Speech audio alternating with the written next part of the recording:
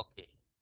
So, in the computer security, it is all about protecting computer from unwanted access and the theft and corruption of the data. And the network security means when the information goes through the network, how do we prevent anything from happening to those information and unwanted intrusion and all.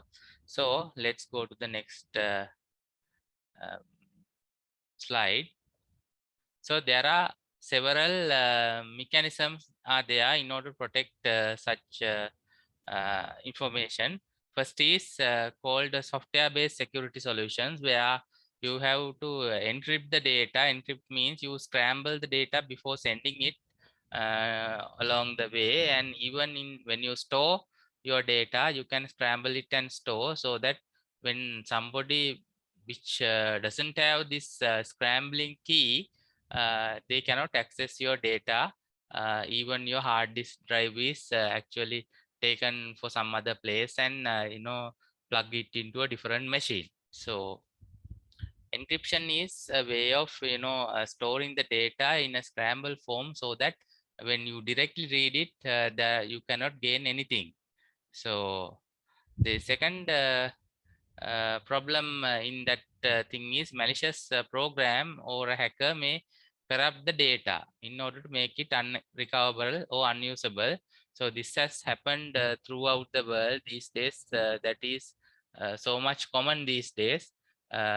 We call it sometimes ransomware, where you have a program coming unknowingly. It will pose as a very nice program, and you install it, then it will start corrupting your data. And after the data is scrambled by that hacker or ransomware owner's uh, technique, they can ask you money in order to recover. So fortunately, certain virus guards, the this malicious software guard makers have mechanism to recover some of the data, but not all the data. Sometimes even governments have, especially at one time last year, I think there was a this oil pipeline which they operate. Uh, that company was under attack of a ransomware, and they have paid the undisclosed amount to the attackers in order to recover the data of the system. So that is a business sort of thing these days, uh, like encrypting the uh, user data and asking for money to decrypt it. So beware when you are installing a free software or a nice looking software which is coming through your email or suggested by a colleague.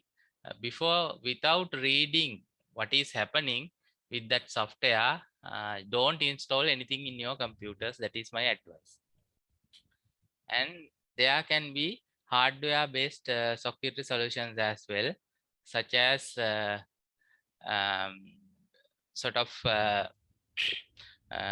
devices such as dongles and sort of things.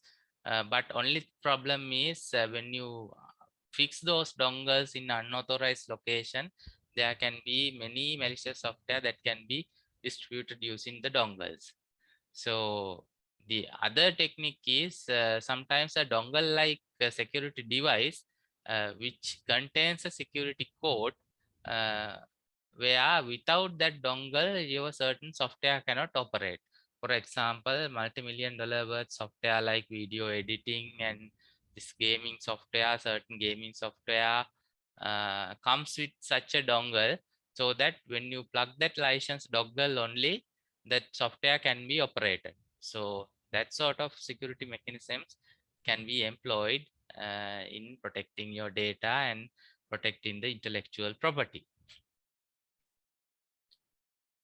So then the hardware-based access control, in a sense that generally when you want to log into a computer, what you simply do is you type username and the password. So when you type a username, it is most common, and the password is generally kept secure. So what is considered as a good password is questionable. However, generally the password which is not a dictionary word or a sequence of number where like 1 2 3 4 5 6 7 8, if the password is length is higher than 8 characters, and there is some form of security uh, in assigning the password to a machine. So but this hardware based access control is discussed because when a computer has a username and password, even if somebody steals your username password, they cannot still access the computer network if they are not coming in a computer which is authorized to be accessed. For example, supposing you have been given a company laptop and that laptop's network card's address is registered in their network. So uh, supposing your username as password is stolen by somebody else and raping a different computer and try to access the data, still those people cannot access because they are not coming in authorized machine, that is your computer, even though they have stolen your username and password. So hardware based access control is somewhat secure than having simple username and password. And even banks, certain banks issue certain time based keys where when you want to use their online portals, in addition to username and password, you have to provide the key which is generated in the device that is given by the bank. So that is basically the hardware based access control. And when it comes to computer security, actually the access control can be defined in two mechanisms. One is you can specify a username, and then you can specify list of permissions attached to that username. So that is, for example, as this example says, Alice can delete. So Alice can insert, Alice can change. Likewise, you can have a matrix of permissions where you can uh, assign. So that is called access control list. On the other hand, a capability, for example, say fingerprint, or a particular program, or a hardware device, or a certain behavior, uh, or a group of objects can be used as a access control to a certain system. So if such capability is used, then the system is more secure, because even stealing the username and password won't help in gaining access. So that sort of mechanisms are used in the computers where you have certain most confidential and what you call important information. So in such a way that you can maintain security in computers. So when it comes to the network security, the infrastructure has to support the security. Otherwise, certain computer networks are just peer-to-peer networks where every computer has the uh, same sort of uh, permissions. So if one person gains access to one computer, that means he has access to the whole computers. So even assigning addresses uh, to the computers, like assigning IP addresses, can be done in a manner where certain group of people can access certain computers only. So you have learned the concept of VLAN, right? So in the VLAN, you can group certain people or certain work groups so that others won't be able to access. So in order to maintain such VLANs, the network has to support it. Otherwise, you can't have that security. So in addition, there has to be a continuous monitoring mechanisms. Otherwise, anybody who is knowledgeable can gain access to the computers uh, in the same network where this if they can steal the username and the password. Generally, the first line of defense is username and password. However, there can be many more restrictions that can be placed on a computer network in order to catch the people from doing unwanted things. Now, I will share one example with you. When I first came to the Open University, I came to a technical support, actually a job to this university when I was joined this university. So I have seen certain places when I went to give some technical support. I have seen in some places where the monitor, there was a sticker pasted with the username and the password. So there will be no security in such places. So then first thing I have done as a supporting person is asking them to remove such stickers so that nobody could guess the username and the password. So similarly, in your offices or workplaces, if you have such practices, and you should not share your username and password with some other person, even though how important that is.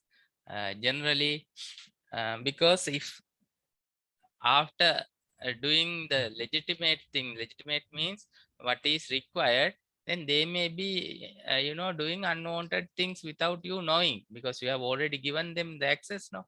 So because of that, remember, no matter how like critical that work is, you should not give your username and password to somebody else and ask them to get a username and password for themselves from the system's administrator.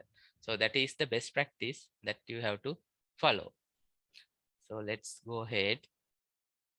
Now there are certain things that is associated with maintaining this information security. I know at after lunch this is pretty tedious to listen to me.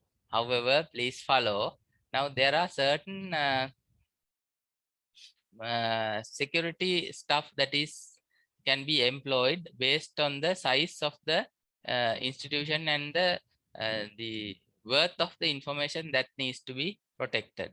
So small homes, medium businesses, large businesses, and so on. So based on that, actually there can be many different things that you can do. For example, at a home, now even in my home, what I have do is, first of all, first line of defense is to have a virus guard. So, and second line of defense is to have a secure password mechanism. And the third line of defense is having a USB guard. When you plug a USB, it will scan your USB drive and uh, disable this auto running of the malicious programs. And the fourth line of defense is when you browse internet, do not open attachment which have coming from unknown sources, as well as if the email is coming from a known source but the wording is suspicious, like somebody else has written it, then do not open any attachments coming in the emails as well as provided through web. And don't get into these um, players like, I want to do business with you and you have won a lottery, and the bank is changing the password, and so on. There can be many emails coming in your way. Don't respond to any. Banks won't ask you to change your password through a email. They won't. Only thing is when you access their portal only, they will ask you to change the password. And remember, look for the address, basically the address of the website when you are trying to access, especially the financial institutions portals, because there can be fake portals to collect your username and the passwords. So before entering anything, just look on the address bar just to see whether you have gone to the actual site. So that is much important in homes when you are trying to get yourself into, and we try to get these things in practice, then you will be much protected. Then in the medium businesses, you might have uh, uh, um, router based firewalls and so on.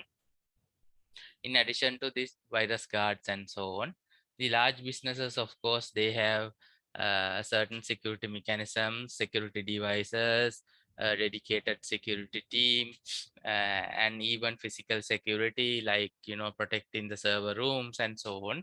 So there are many mechanisms. You can read through the book, uh, so that there are many listed, and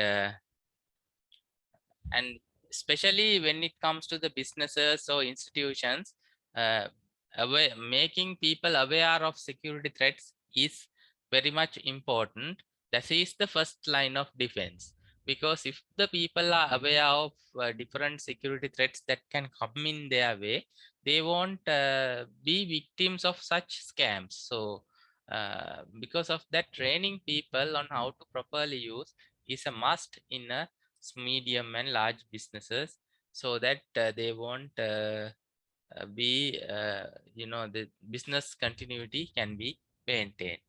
And proper backup systems, all those things has to be there in case of emergency, where the details stored in the computers, if it is lost, then it can be restored in a given finite amount of time. So and the large government institutions, of course, there can be multiple layers of security mechanisms. So all those things are listed and you can read. So let's go ahead with the other section. So this term, demilitarized zone, this is not new in normal English. Even now, this in Sri Lanka, we had such a demilitarized zone where one side there was LTT, the other side there was army, and there is a sort of a boundary where nobody's land, so that people can move freely, and that is owned by nobody. So such a place is called demilitarized zone. In a computer network, also you can have such zones. So for example, now this, supposing this is your company network,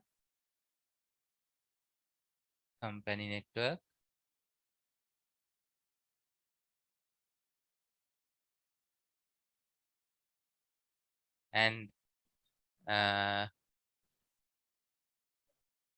this is sort of hostile area, which is internet.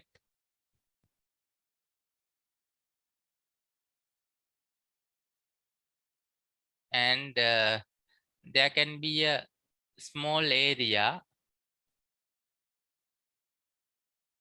which is protected by firewall. I will type FW, and another firewall maybe here, where you have certain information servers, like web servers and various other services hosting computers can be placed. where if internet was to access, they can come and access here, but they don't have access to computer network here. So similarly, when the web server has to be accessed, they have to go through this firewall and access even the company people, and this firewall protects company people. So there can be multiple lines of defense, and this area where this medium security is maintained, this is high security area. I will tell high security.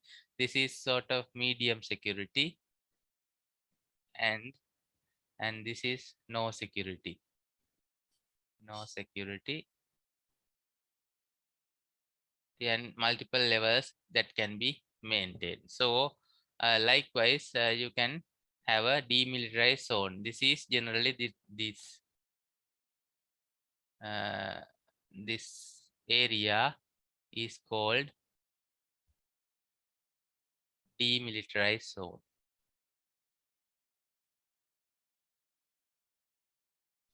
right? So it is not the internal network, it is not the outside network, somewhere in between. So this is, sometimes we call it screen subnet, or sometimes we call it perimeter network. This is used for some other places also. So it can be screen subnet or DMZ can be mentioned,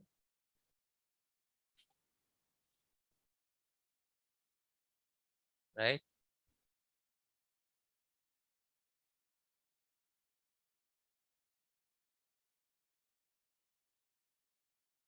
So some students are asking me about this Chatrika Mrs. Research work. So just inquire from her. Just if you are interested in doing some research work, she might give you some topics. So if you are just interested in following that, just email her and inquire. Okay. So just I have allowed her to post in this group. So I don't know much about it. Than you. So just inquire from Mrs. Chaturika Valivita, so that you get more information. It's basically some sort of a research work that you can do based on your requirements and your likings, and there can be maybe group projects, there can be individual projects. So you just inquire from her about more details. So now I'm going to clear this.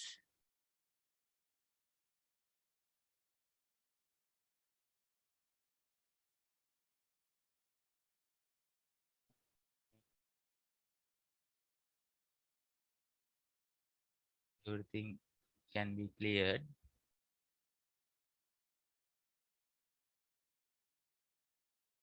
So let's go on to next topic.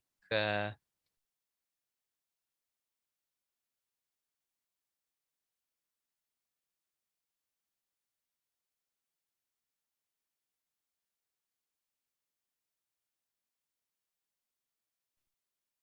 so this is sort of a formal diagram of what we have drawn. Internal network, there can be a firewall.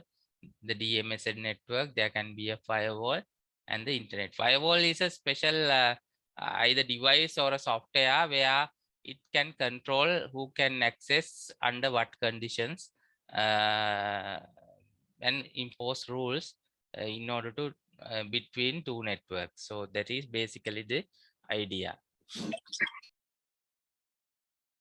So and the IP address of the DMZ can be either addresses from the internet or addresses from the private network. That is based on the requirement.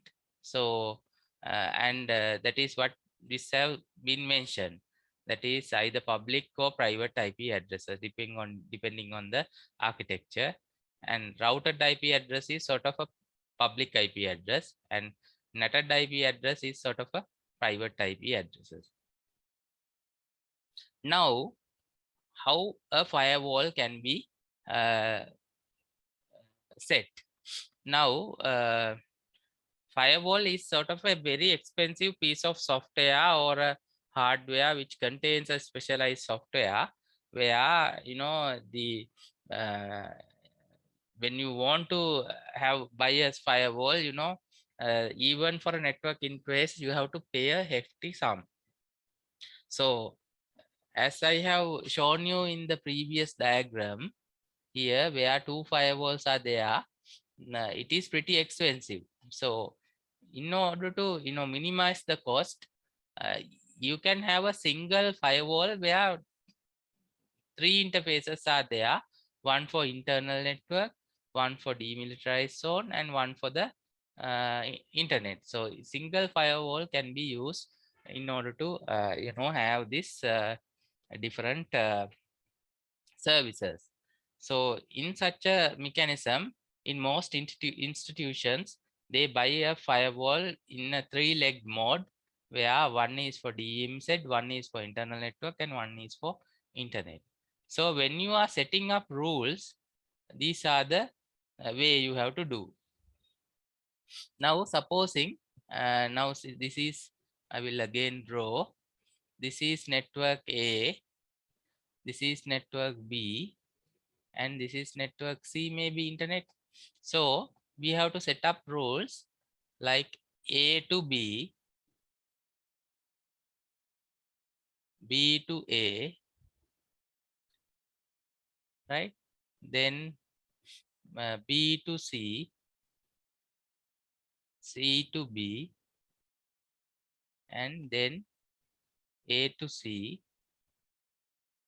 and C to A, likewise.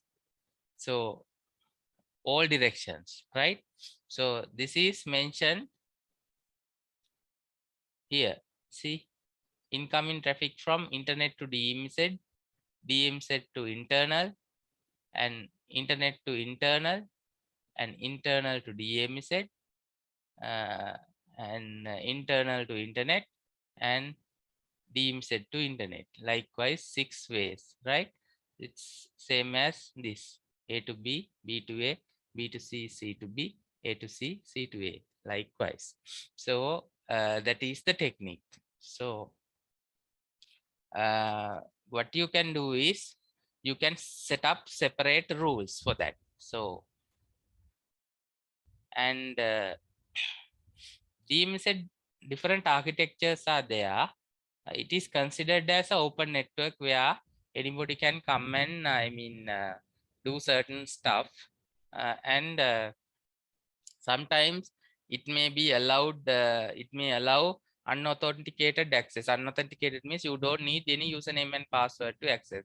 For example, if a web server is there, the it has to be given access without any username and password, right? So likewise, it can be an anonymous access.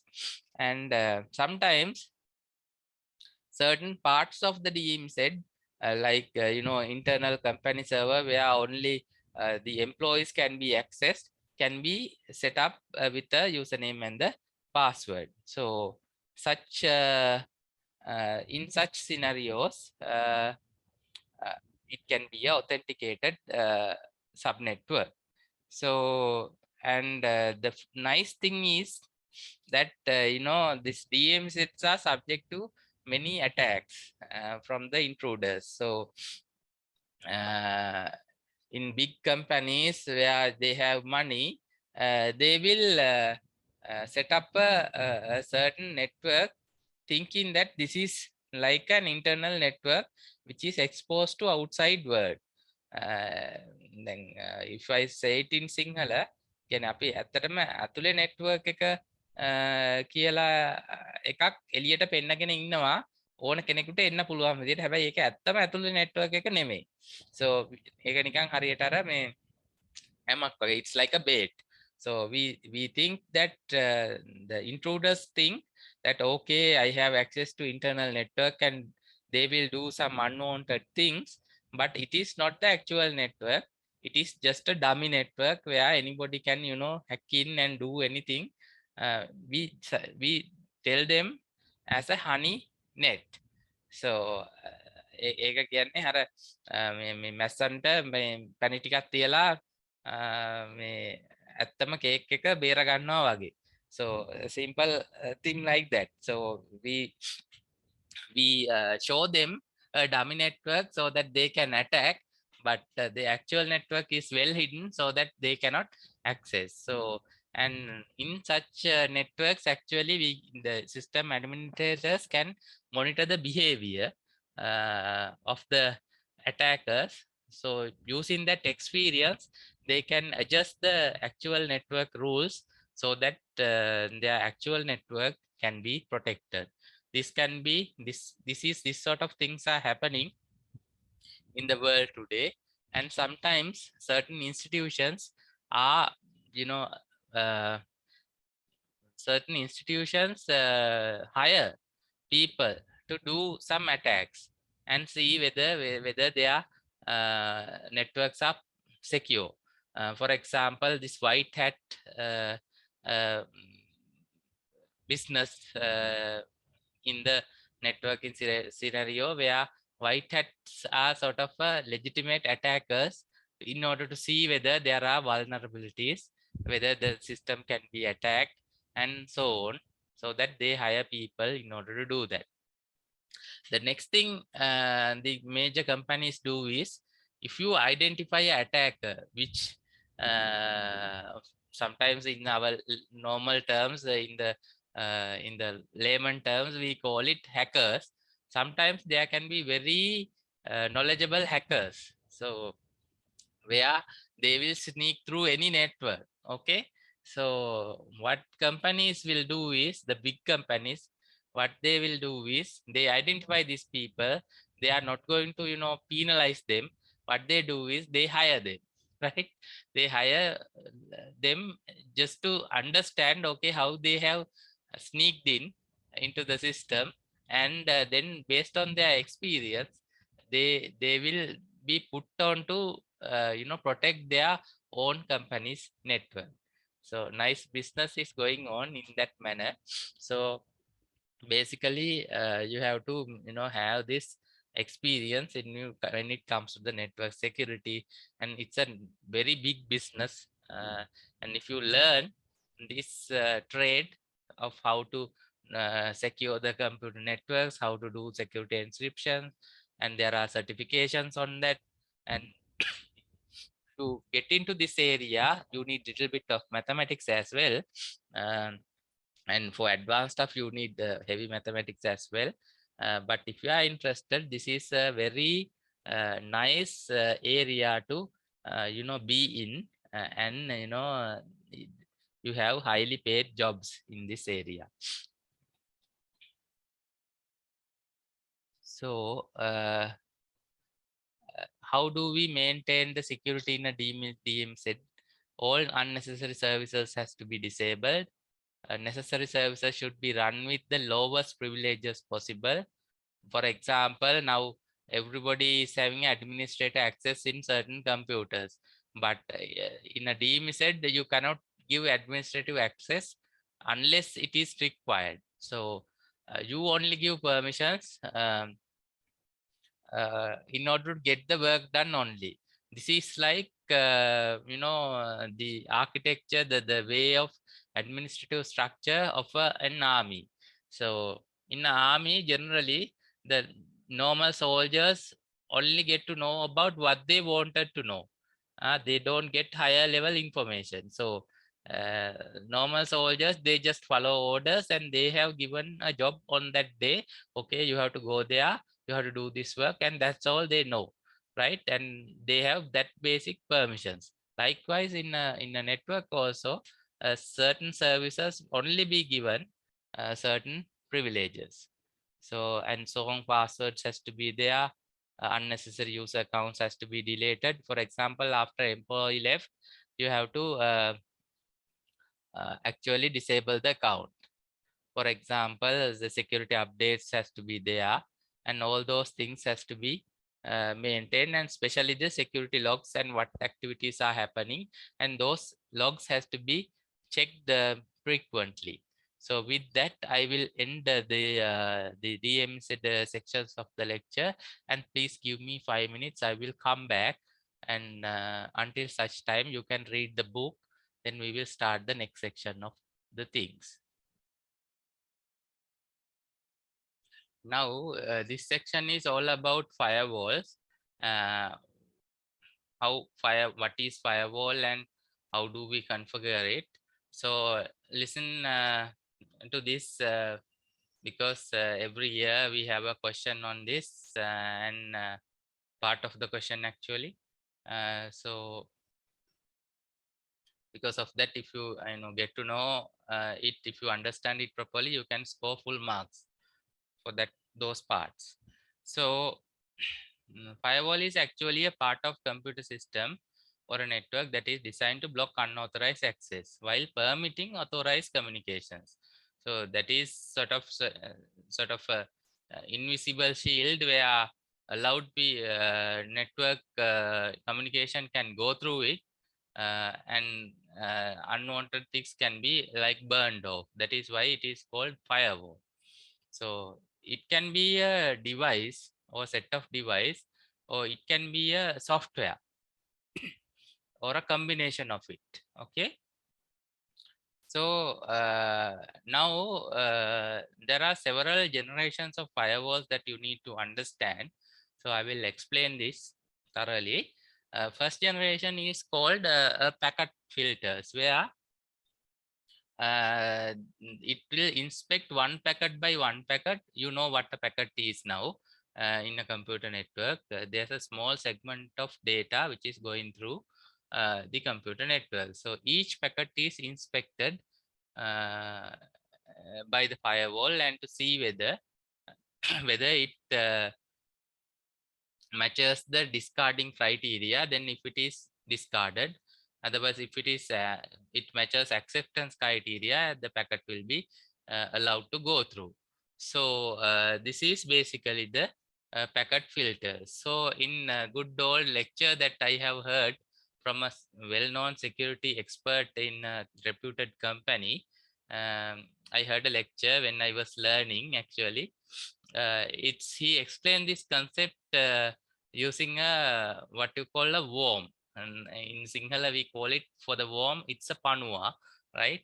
So this if the panua is hidden, actually the worm is hidden in a single packet, so you can easily detect it using the first generation firewalls, where it only inspects one packet by one packet, right?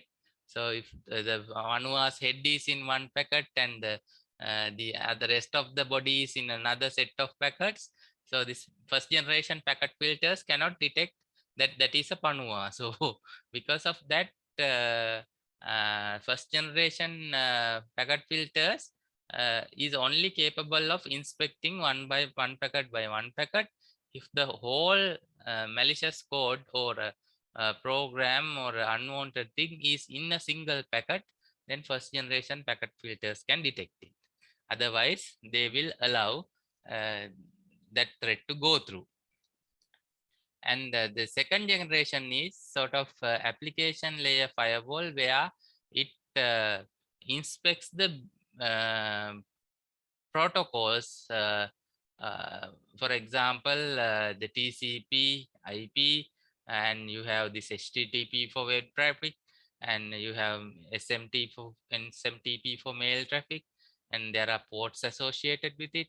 So it inspects all the packets traveling to or traveling outside program, so that then if threat is in multiple packets, it can detect. For example, if the Panua is hidden in series of packets, this second generation application layer firewalls can detect it, right? But it has to be in a form of Panua, like when you combine multiple packets together, and you should able to detect that particular threat. So if not, again it is allowed to pass through. Like Panua is disguised as a beautiful flower, then this second generation firewalls cannot detect it. And third generation is called stateful firewalls, where it keeps the entire series of packets and inspect as a sequence, a combined sequence to see whether there is a malicious program in it, and based on the behavior also it tries to detect whether it is a panua. So because of that, the third generation firewalls are most popular because it can detect even hidden worms inside, so that it can protect the networks well. So there are few other generations as well, but these three are most popular, and most of the firewalls working today can be considered into these three groups, first to third generation. And in addition, there can be a behavior based firewalls, which is pretty expensive but very effective. And then the fourth are sort of proxy, where it only allows authenticated people to access authenticated content. For example, proxy can be set up in your organization to monitor all the traffic that is coming in. Just for example, what are the websites that people browse, and allow certain websites to be accessed, and certain websites can be blocked in order to prevent data from leaking to the outside. So these are sort of different firewalls, and proxies are there. And even proxy has an added advantage. If one person downloads a particular image or a text or a web page, it can be cached, so that when second person tries to access, it can be served from the internal server instead of fetching it from the internet. So basically that is the idea. So these are the different generations of firewalls. And then we come to a firewall which is called software firewalls, and every Linux machine uh, that we have can have a this software firewall. We call it IP tables firewall. If you have two network cards in your Linux machine, it can be easily configured as a firewall, so without any additional cost. So if you are a system administrator or a IT manager or a person who is knowledgeable in a medium sized institution where you don't have much big information to protect, but you want to have a firewall, this IP tables firewall can be used without any cost. There are even particular software you can install, so that you can only have to buy an additional network card to your PC. Even PC can be worked as a configured as a firewall. So in this particular course, what I am trying to do is to give you an overview, and to give you some knowledge on theory. So if you understand this concept well, you can read the additional material, and you can configure your own firewall without a problem.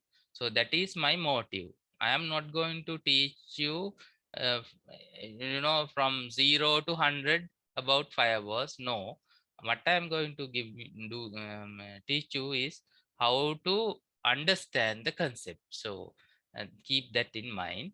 So with that, I will discuss about this software firewalls. So there are in a software firewall, if it is called IP tables, and there are three major tables are there in a firewall. First one is called Mangle table. Uh, this Mangle table actually responsible for changing the quality of service of the packets that is being transmitted over through the firewall. So if you are not doing advanced stuff, Mangle table is not required. Okay. But for the knowledge, what is Mangle table, then you should know that Mangle table is responsible for altering the quality of service packets of the TCP protocol. Then the second table is called filter table, where most of the firewall rules are configured. This is the most important table, which is called filter table. So there you have three sub queues. We call it chains. Uh, so just understand what the concept is. The filter is sort of like filtering out the packets, and there you have three chains. One chain, the forward chain, filters packet which is going through the firewall. For example, uh, there can be packets coming in which is going to some other uh, place, which has to be, which firewalls act as a gatekeeper. So the gatekeeper has to inspect the packets and allow the packets to go through. So this is sort of forwarding the incoming packets to some other place. That is called forward chain. And then the second chain is called input chain, which is accepting the packets coming into the firewall itself. So if the packet is actually coming to the firewall and it is coming to the firewall address, then it is being forwarded to it is being accepted by the input chain. And the packets generated in the firewall which needs to go out is sent through the output chain. So that is filtering the packets originating from the firewall. So these three chains are important when we are discussing, we are setting up rules in the firewall. And the third table is called a NAT queue, where we change the network address. For example, when you learned about TCP protocol, we have learned about the source IP address and the destination IP address. So the source IP address, if we are changing,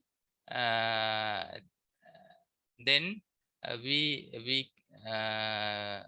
we change it in the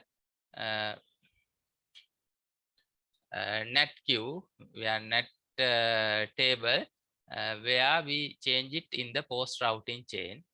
And if the packets needs to be the destination address has to be changed, then we have to use the pre-routing chain. So these two are basically when we want to change the source IP address and the destination IP address of the packet arriving in. So that is also not regularly used, but unlike Mangle table, there can be users in the pre-routing and the post-routing. So hope you have somewhat understood this, but without examples, of course, it is difficult. So there is a nice diagram in order to describe how the packets flowing. So I will explain this, the flow.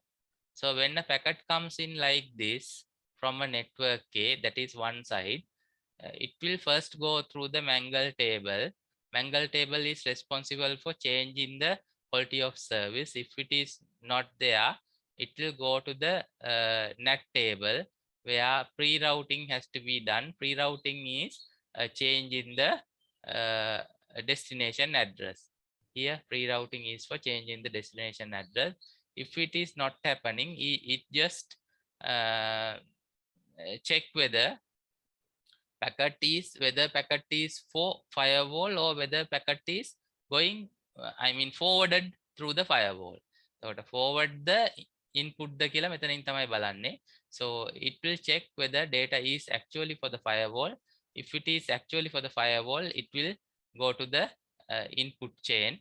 And if the data is going to a different network, it is going to the forward chain. So it will go through Mangle table forward chain, filter table forward chain, and finally post routing chain and the post routing chain of the NAT. So this path from here to here, I will draw this from here to this place, and here is generally we call it forwarding.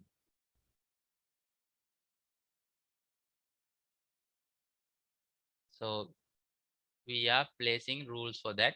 Generally we put rules here into this place, filter table forward chain. මෙන්න මෙතෙන්ට තමයි අපි rules දාන්නේ. අනිත් ඒවා අත්‍යවශ්‍ය නම් තමයි දාන්නේ. නමුත් filter part එක තමයි important. Filter part is the most important part where you set up when to accept, when to reject, when to drop, and so on, and whether we are forwarding, whether we are not forwarding, and all. Then when the packets are actually for the firewall, it will follow this path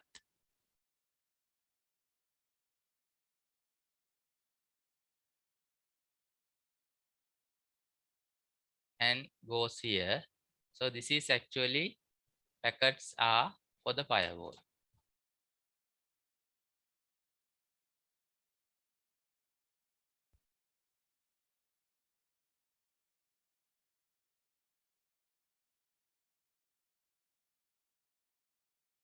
Right? So it again comes to Mangle table, then NAT table, then check whether the packet is for the firewall.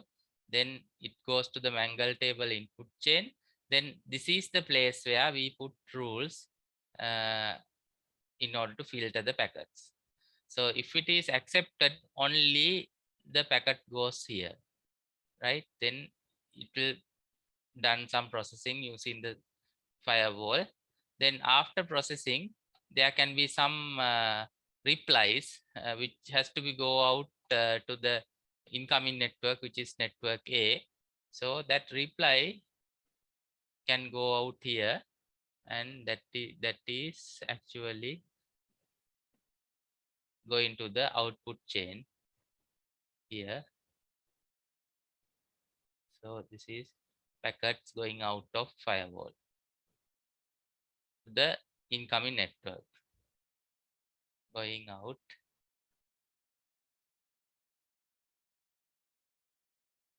of firewall. So here in the output chain, sorry, here this place, the rules are placed in order to check what is going out. So actually in this course we are trying to put rules into A, B, and C. So we are learning that part. Basically, when a packet comes in, it will first check whether that packet is for the firewall or whether that packet is going out of the firewall through the firewall. So if it is going through the firewall, we check the rules using the forward filter, that is A. When the packet is coming in, we check whether that packet is for the firewall. Then we check the rules here in the B filter chain. When the packet is going out of the firewall, we check the filter table in the output chain. So that is basically the idea. The others, of course, when you need to change the incoming address and the outgoing address, those rules are required. And if the quality of service changes needs be changed, we use Mangle table rules. Everybody understood this concept, isn't it? මේක තේරුණාද? ප්‍රධාන වශයෙන් rule ಜಾති, ඒ කියන්නේ table ಜಾති තුනයි තියෙන්නේ. Mangle කියලා ටේබල් එකක් තියෙනවා, NAT කියලා තියෙනවා, filter කියලා තියෙනවා. ඒක ඇතුලේ chain තුනක් තියෙනවා. එකක් තමයි forwarding chain එක. Forwarding කියලා කියන්නේ firewall එක හරහා යන packet එකක් තියෙනවා නම් forwarding chain එකට දාන rules තමයි බලපාන්නේ. packet එක firewall එක ඇතුළට එනවා නම් input chain එක තමයි බලපාන්නේ. packet එකක් firewall එකෙන් හැදිලා එළියට යනවා නම් ඒක අපි දාන්නේ output chain එකට. එතකොට ඒ තුනම අපි බලන්නේ filter කියන table එක ඇතුලේ තියෙන දාලා තියෙන rules වලට. ඒක තමයි idea එක. If I summarize in English, when a packet comes in, we first check whether packet goes through the firewall. If that is goes through the firewall, we put rules in, we check the rules in the forwarding chain in the filter table. If the packet comes into the firewall, we check the rules in the filter chain of the filter table of the input chain. And then if the packet generated in the firewall and goes out, then we check the output chain rules which is placed in the filter table. Is that clear? පැහැදිලිද ඒක? බොහොම සරලයි. වැඩිය ලොකු දේවල් හිතන්න යන්න එපා. හරි? Don't put I mean don't think too hard. හරි? ගොඩක් හිතන්න ගියොත් මේක වැඩේ අවුල්. Okay? Excuse me sir. Yes. Sir, දැන් අර firewall එක ඇතුළට එනවා කියන්නේ unauthorized එකක් කියන එකද එතන idea එක? නෑ packet එකක් firewall එකේ IP address එකට එනවා නම් මේ packet එක ඔයාටයි කියලා. දැන් packets කියන එකේ source address and destination address තියෙනවානේ හැම packet එකේම. එතකොට destination address කියන එක firewall එකේ address එක දාලා එවන ඒවා තමයි input chain එකට යන්නේ. ඒ කියන්නේ මේ packet එක ඔයාටයි කියලා බාර දෙන්නේ ඔයාටයි කියලා. හරි? Okay sir. Okay. තේරුණා නේද? එතකොට forward කියලා කියන්නේ මේ packet එක ඔයාගේ හරහා වෙන කාට හරි යවනවා නම්. හරි? forward. හරි? That means all the authorized users in the network A and other unauthorized people will be in network B. No. Packet can come to a packet. Firewall is in middle, no, right? It's like a gatekeeper. And a packet comes in from network A saying that I want to go to network B. Okay, then that is sort of a forwarding because gatekeeper is just doing the handshaking and forwarding just by checking whether it is allowed to go. So that is called forwarding, right?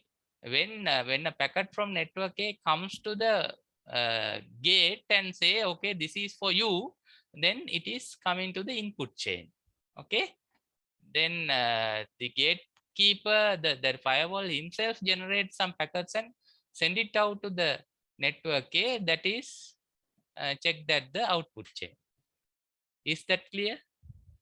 පැහැදිලිද? Yes. Okay. Excuse me sir. Yes. So දැන් firewall එකට packets එන්නේ ඒ කියන්නේ මොන ඒ කියන්නේ example එකක් විදියට මොන හේතුව නිසා දැන් firewall එක කියන්නේ guard කරන එකනේ. ඔව්. දැන් අපිට network එකට යවා ගන්න ඕනේ packets. ඔව්. දැන් guard එකට මොන වගේ ඒ කියන්නේ packets එනවයි කියන එකද එතන idea එක? ඒකෙන් අදහස් කරන්නේ මෙහෙමයි. දැන් packet දැන් firewall එක on ද කියලා බලන්න packet එකක් එන්න පුළුවන් නේ. පුළුවන් නේ. ඔව්. Okay. හරි. එතකොට දැන් firewall එකේ දැන් මේ service එක allowed ද කියලා බලන්න packet එකක් එන්න පුළුවන්. හරිද? නේ? එතකොට ගොඩක් packet එන්න පුළුවන් firewall එකට ඒ වගේ. ඒ වගේම firewall එක ඇතුලේ වෙන services දුවන්න පුළුවන් නේ. in addition to firewall. හරි? Okay sir. Okay. තේරුණා නේද? එතකොට because of that it's sort of required.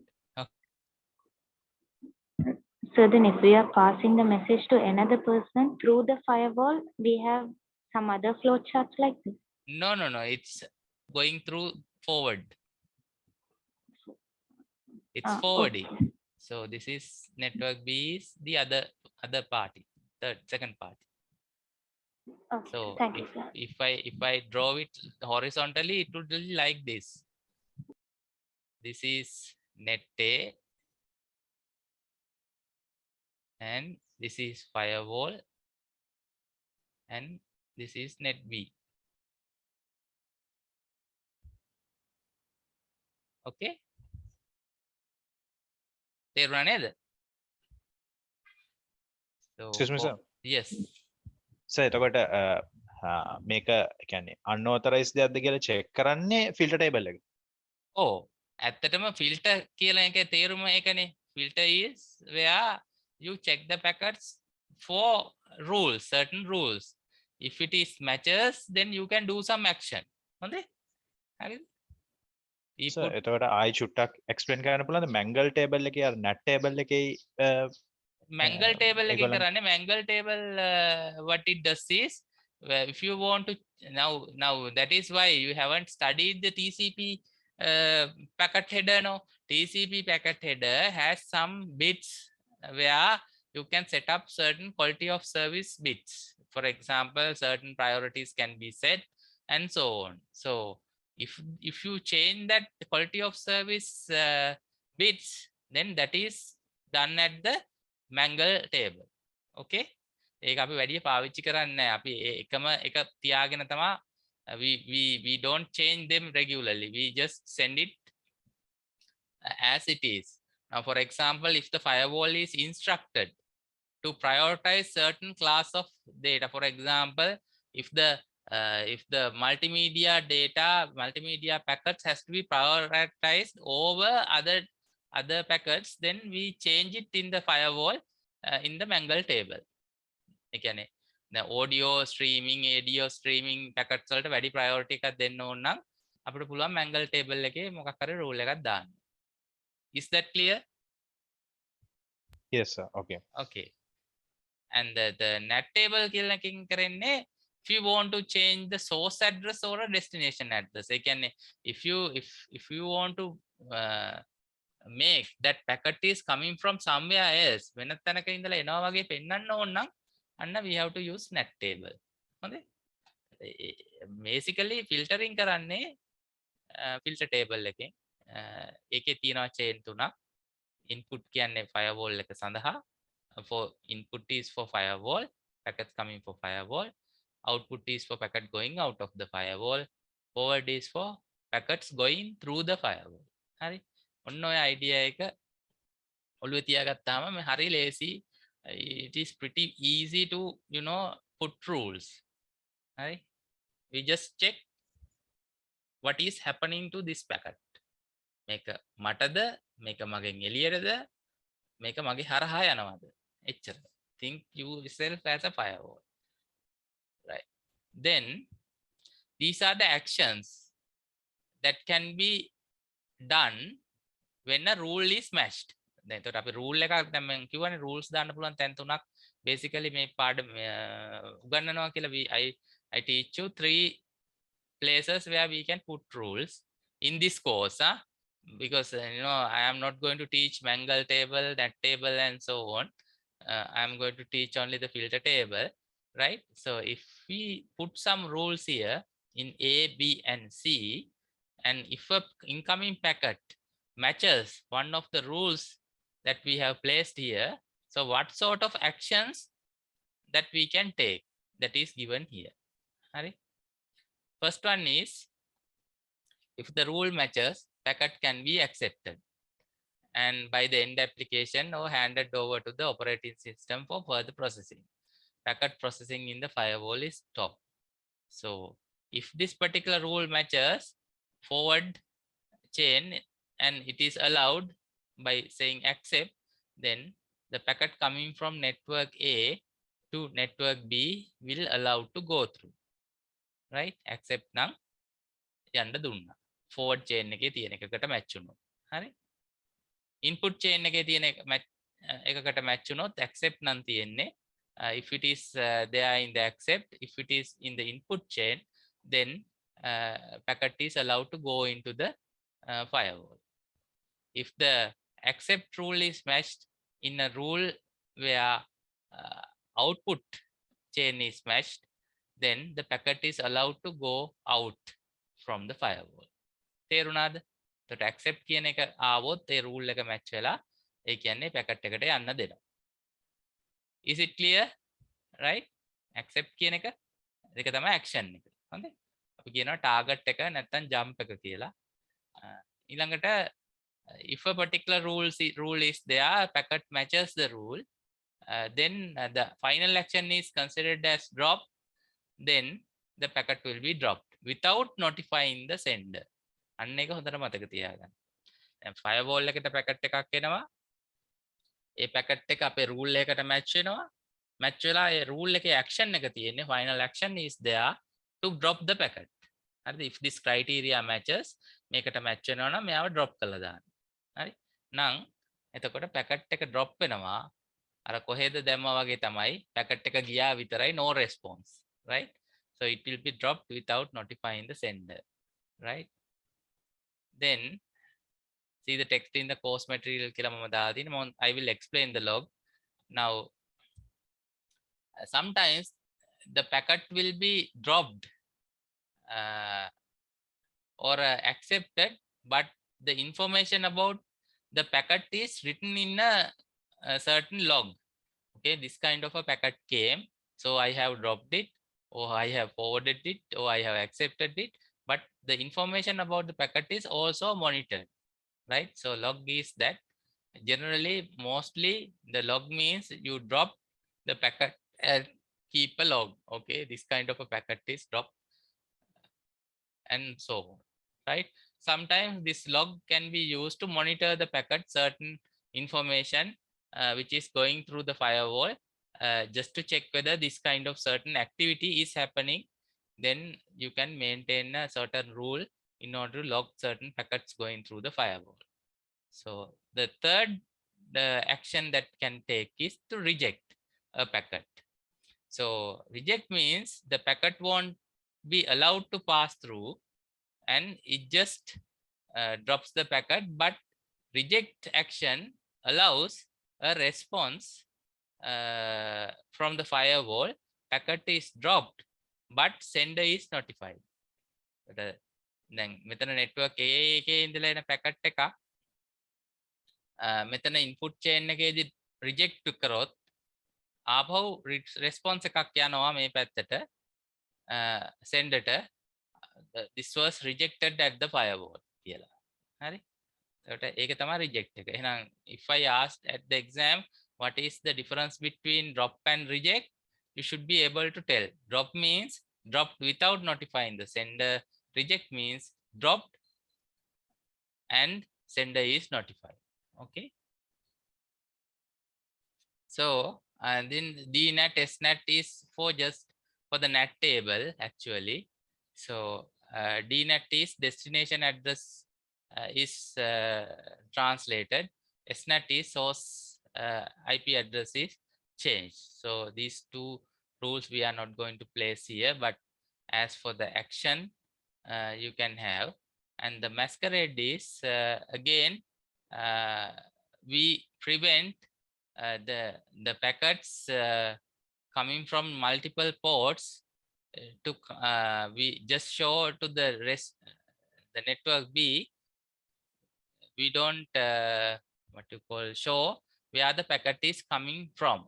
For example, if the packet is coming from port 80, port 81, port 82 and so on, multiple ports, but when the packet is sent out to the network B, it will be shown as coming from port 80. අපි hide කරනවා මේ පැත්තේ කොහෙන්ද එන්නේ කියලා hide කරලා මේ පැත්තට පෙන්නනවා වෙන තැනකින් එනවා වගේ. So that is sort of masquerade or combine the packets. Then generally in this course we are discussing about these four: accept, drop, log, reject, all those four, and these are not discussed because of the time constraints, and otherwise this course can be a firewall course instead of computer networks course. So but if you are interested, you can read through and understand the rules. So I am going to discuss these four basically. Then default policy of a firewall is much important. This default policy is something like this. I will draw that. So if a firewall is there like this, there's a incoming packets and there's a outgoing packets, right? a packet comes in and there are rules, I will put R here. So if the packet comes in and the default policy of the firewall is to accept, that is the packet can be accept, the rules are for rejection.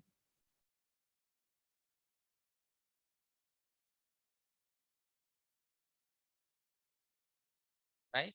එතකොට rules දාලා තියෙනවා reject කරන්න packets. එක rule එකකටවත් match උනේ නැත්නම් ඇතුළට ආපු packet එක accept කරනවා හෝ forward වෙනවා no problem. So the default policy is accept. right? එන ඒවා ඕන එකක් බාර ගන්නවා unless it matches a rejection rule. right? එතකොට rule දාන්නේ reject කරන්න විතරයි. හරි? ඔන්න ඕක එක policy එකක්. අනිත් policy එක තමයි the other policy is default deny. එතකොට ඒක තියෙන්නේ මේ විදිහට in out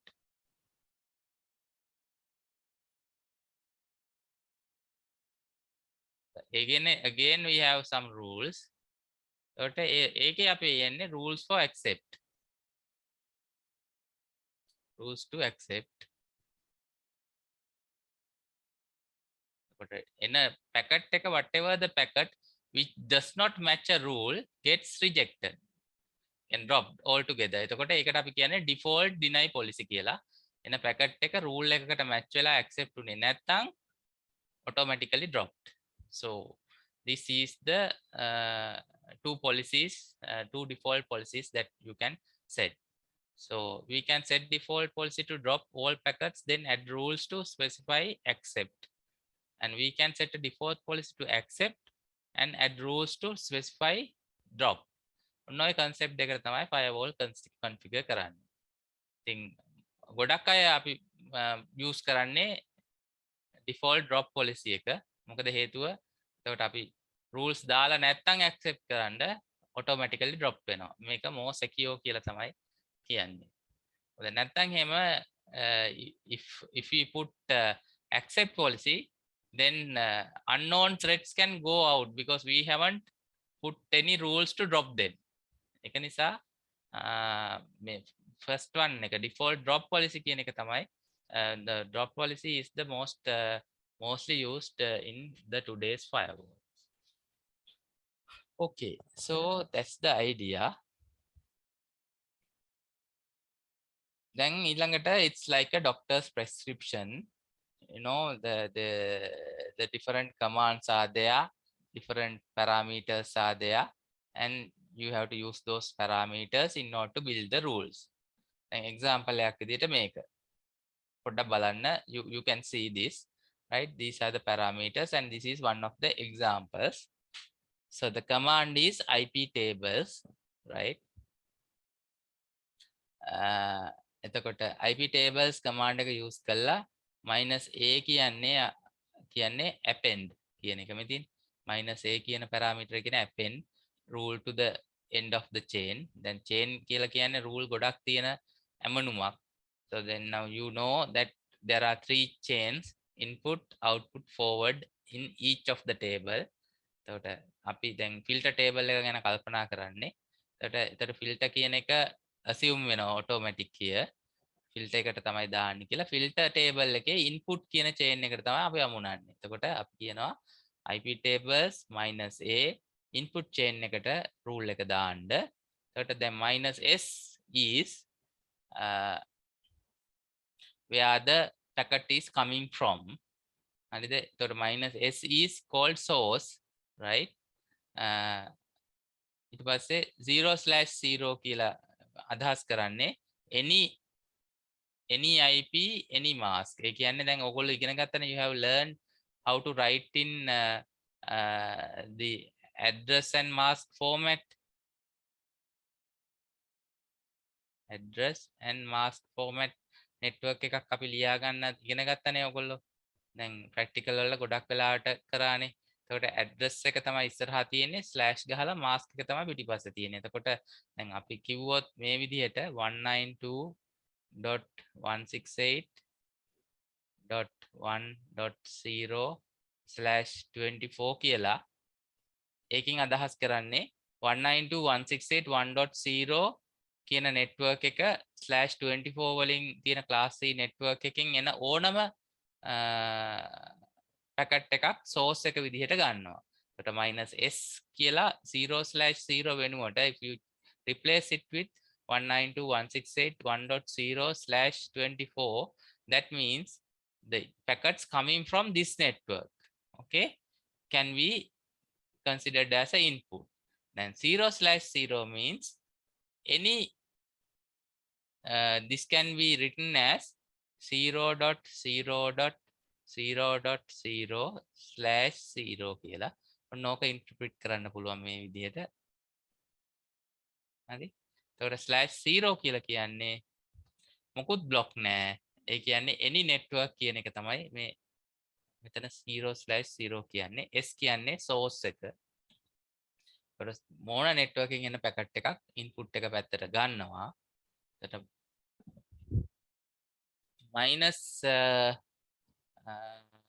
I කියන්නේ incoming input interface එක මොන network card එකෙන්ද එන්නේ කියලා. Input interface is what? So -I Ethernet 0 is the Ethernet card address of that particular firewall, and D is called destination. So destination network is this. Now here you have destination IP, right? So that is 192.168.1.1. So this is destination IP. That means this is for this particular machine. But any network, the packets coming from any network which is destined for this particular computer, -P means protocol, right? Here the format is there, match the protocol. If it is TCP protocol, -J is jump. කොහෙටද යන්නේ? accept කියන්නේ බාර ගන්න. එතකොට දැන් මේක interpret කරත හැකි in English. I will first tell it in English. This is the command IP tables -A is the append the rule to the input queue, and what is the source? Any network, any packet coming from any network and coming to which interface, which is Ethernet 0 interface, that is input interface, and to where this packet is accepting -D, this is the IP address, and -P is TCP protocol, -J is accept. Now from this rule you can deduct, as we are appending it to the input chain, packet එක මේ කොහෙටද එන්නේ, which packet is coming for firewall, right? See, because input chain is for packets coming into firewall, and this is the firewall address. D is firewall address. දැන් මේක තේරුම් කරනවා නම්, මේක read කරනවා නම් මේ විදිහට රීඩ් කරන්නේ 192යි මේ පැත්තේ ඉඳලා 192.168.1.1 නමින් අදහස් කරලා තියෙන firewall එකේ IP එකට Ethernet 0 interface එක හරහා එන ඕනම packet එකක් TCP කියන protocol එක හරහා එනවනම් ඒක බාර ගන්න. හරි. Now if I tell it in English, the input chain is for firewall. So the firewall IP address is this 192.168.1.1. Any packet coming in from Ethernet 0 interface, which is -I Ethernet 0. If it is protocol is pre-TCP, that packet has to be accepted. තේරුණාද මේ ලියලා තියෙන හැටි? හරි, මේක එච්චර අමාරු වැඩක් නෙමෙයි පැරාමීටර් ටික පාඩම් නම්. If you remember the parameters, it is much easier.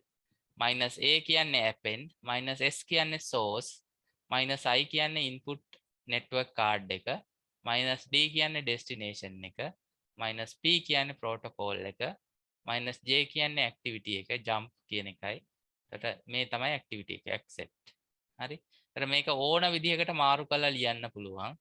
සාමාන්‍යයෙන් source එක, destination එක, input interface එක කලින් දාලා තමයි action එක ලියන්නේ. ඒක තමයි සාමාන්‍ය ක්‍රමවේදය. හැබැයි මේවා මාරු වුණා කියලා වෙනසක් වෙන්නේ නැහැ හරියට ලියලා තියෙනවා. If it is changed, it won't affect the rule, but you have to give the parameters properly. හරි. එතකොට දැන් ඔය description එක තමයි ඔය යට English වලින් ලියලා තියෙන. IP table is being configured to allow firewall to accept TCP packets coming in on Ethernet 0 from any IP address destined for firewall's IP address of 192.168.1.1. The 00 is for any IP address. හරි. එතකොට දැන් මම rule එකක් දීලා ඔයගලන්ට කිව්වොත් ඒ rule එකෙන් මොකද කරන්න කියලා explain කරන්න කියලා ඔයගලන්ට පුළුවන් වෙන්න ඕන ඒක ලියන්න. හරි. එතකොට දැන් පහුගිය අවුරුදු වල එහෙම ලියලා තියෙනවා මේ ප්‍රශ්න දීලා තියෙනවා. ඊළඟට සමහර අවුරුදු වල දීලා තියෙනවා firewall එක දීලා rules ලියන්න. එතකොට ඔයාලට පුළුවන් වෙන්න ඕනේ ඒක කරන්න. හරි. දැන් මේ තියෙන එක example එක. This is only one example. There can be many examples like this. Only thing is it is purely mechanical. May parameters, if you know the parameters, you can just simply interpret it. කරන්න පුළුවන්. ඔන්න දැන් අපි එකින් එක බලමු. පළවෙනි එක. Can anybody tell what this rule means? ඉතල හොඳට carefully කියවන්න. බලමු ඊට පස්සේ මම දෙන්නම් raise hand කරන්නකො. You can raise hand whether you can interpret.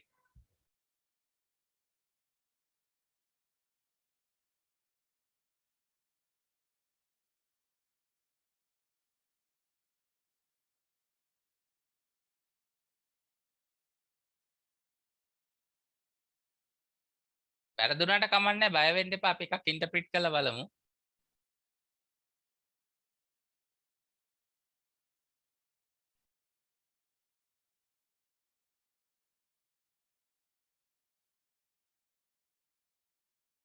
මේ තියෙන්නේ අපි ඉස්සෙල්ලා කරපු පළවෙනි එක නේද? මුලින්ම කරපු එකනේ අපි එක්ස්ප්ලেইন කරපු එකනේ. හරි එහෙනම් දෙවෙනි එක බලමු අපි. මේ කියන්නේ we are putting a rule to the input chain when the packet comes to any from any network to the Ethernet 0 address, which is destined for firewall IP address because it is appended to input chain. If it is protocol is TCP, we are accepting it. හරි ඊළඟට දෙවෙනි එක බලමු. second one. second one එක කරන්න පුළුවන් කවුද ඉන්නේ? මේ ස්ලෑෂ් කියලා කියන්නේ මේ එක දිගට ලියන්න ඉඩ නැති හින්දා මේ ස්ලෑෂ් එක දාලා තියෙන්නේ.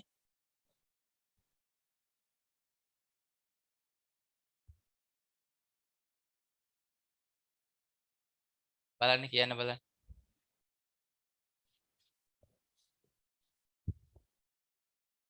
පොත ළඟ තියෙනවා නම් තමයි මේක කරන්න පුළුවන්. හරි. You have the book close by, you can do this.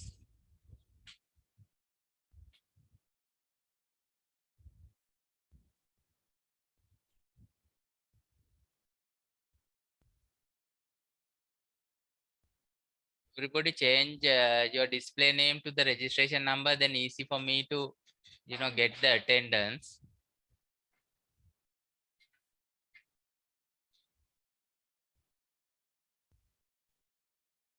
පුළුවන් අය අත උස්සන්න hand raise කරන්න කවුරුත් බයයිද කියන්න. බරදින්න නෑ. වැරදුනට කමක් නෑ.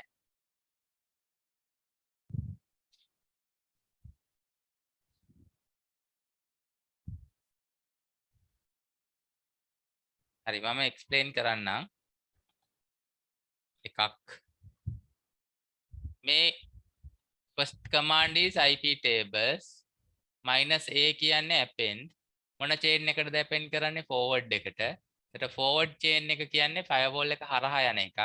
එතකොට එහෙනම් if it is firewall going through the firewall, then we have to tell where is the source, where is the which network interface it is coming in and which network interface is going out. So because of that -i Ethernet 0, that means Ethernet 0 කියන interface එකෙන් ඇතුල් වෙනවා. Going out of the Ethernet 1 interface, minus O is output interface, so it's going out of the Ethernet 1, and source is what? It is any address, right? Destination is what? It is this particular machine's IP 192.168.1.58. What is the protocol? It's a TCP, and minus S port is the source port. It can be from 1024 to 65,535, and the destination port is what? 80. Then minus J accept. So making adahas karanne, we can, I will tell first in English, then tell the meaning in Sinhala. This is, there is a web server which is there with this IP address 192.168.1.51 is a web server IP address. Any packet coming for this particular web server through this Ethernet 0 interface has to be allowed access through the Ethernet 1 interface, and the protocol is TCP. Any port, any source port can be allowed, and the destination port is 80, where the HTTP web server generally works on the port number 80. But මෙන්න මේ කියන machine එකේ port 80ට Ethernet 0 එක පැත්තේ ඉන්න ඕනම network එකකින් එන packet එකක් TCP කියන protocol එකෙන් source port එක 1024 ඉඳලා 65535 වෙනකන් ඕනම එකකින් එන එක port 80ට එනවා නම් ඒක accept කරන්න කියලා තමයි මේ rule එකේ දාලා තියෙන්නේ. එතකොට මේක ඊටාම පහසුයි මේ parameters ටික අපිට කියව ගන්න පුළුවන්. හරි. දැන් ඊළඟට yes ප්‍රශ්න තියෙනවද අහන්න? So minus D port 80 කියන්නේ මොකද? Minus D port 80 කියන්නේ is destination port 80. S means source port. Now TCP header එක ඔයාලා බැලුවා නම් ඒකේ source port එකයි destination port එකයි තියෙනවානේ. එහෙමනේ. හරිද? ඒක තියෙනවා නම් ඒක ඒ port number එක තමයි වැදගත්. Okay, so thank you. Thanks. Then මේක කරන්න, for this to work you should have read the book. පොඩ්ඩක් පාඩම් කරලා තියෙන්න ඕනේ. හරි? ඒතර ඒක පාඩම් කරලා නැති බව මට පේනවා දැන්. කවුරුත් උත්තර දෙන්නේ නැති නිසා. හරි? ඒතර ඒ පාඩම් ඔයාලා බලාගත්තා නම් තමයි මේක මට කියලා දෙන්න එක පහසු. හරි. එහෙනම් තුන්වෙනි එක අපි explain කරමු. තුන්වෙනි එක කියන්නේ ආයිත් same thing, IP tables minus A forward කියන්නේ packet going through the firewall. Minus S means any packet coming through Ethernet 0 network. ඒ කියන්නේ මෙන්න මේ වගේ වැඩක්. එකක් තියෙනවා ETH 0 කියලා. එක network card එකක්. තව network card එකක් තියෙනවා ETH 1 කියලා. හරි. එතකොට මේක මේ පැත්තෙන් තමයි ඇතුළට එන්නේ, මේ පැත්තෙන් එළියට යන්නේ. ඕක තමයි ඔය කියන්නේ. මේක network A වෙන්න පුළුවන්. මේක network B වෙන්න පුළුවන්. හරි. එතකොට දැන් අපි මේ මැද දාලා තියෙන rule එක දාලා තියෙන්නේ මේම හරහා යනවා කියලා. ඒ කියන්නේ forward. හරි.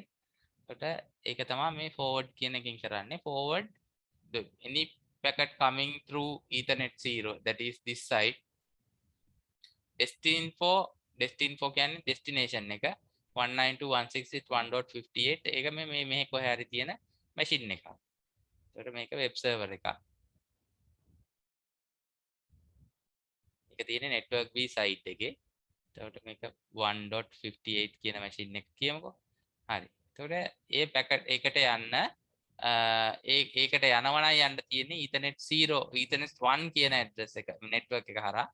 Because of that we put output Ethernet interface as Ethernet 1, and what is the protocol? It is TCP, and source port is මේ පැත්තේ machine ගොඩකින් මේ web server එකට request එන්න පුළුවන්.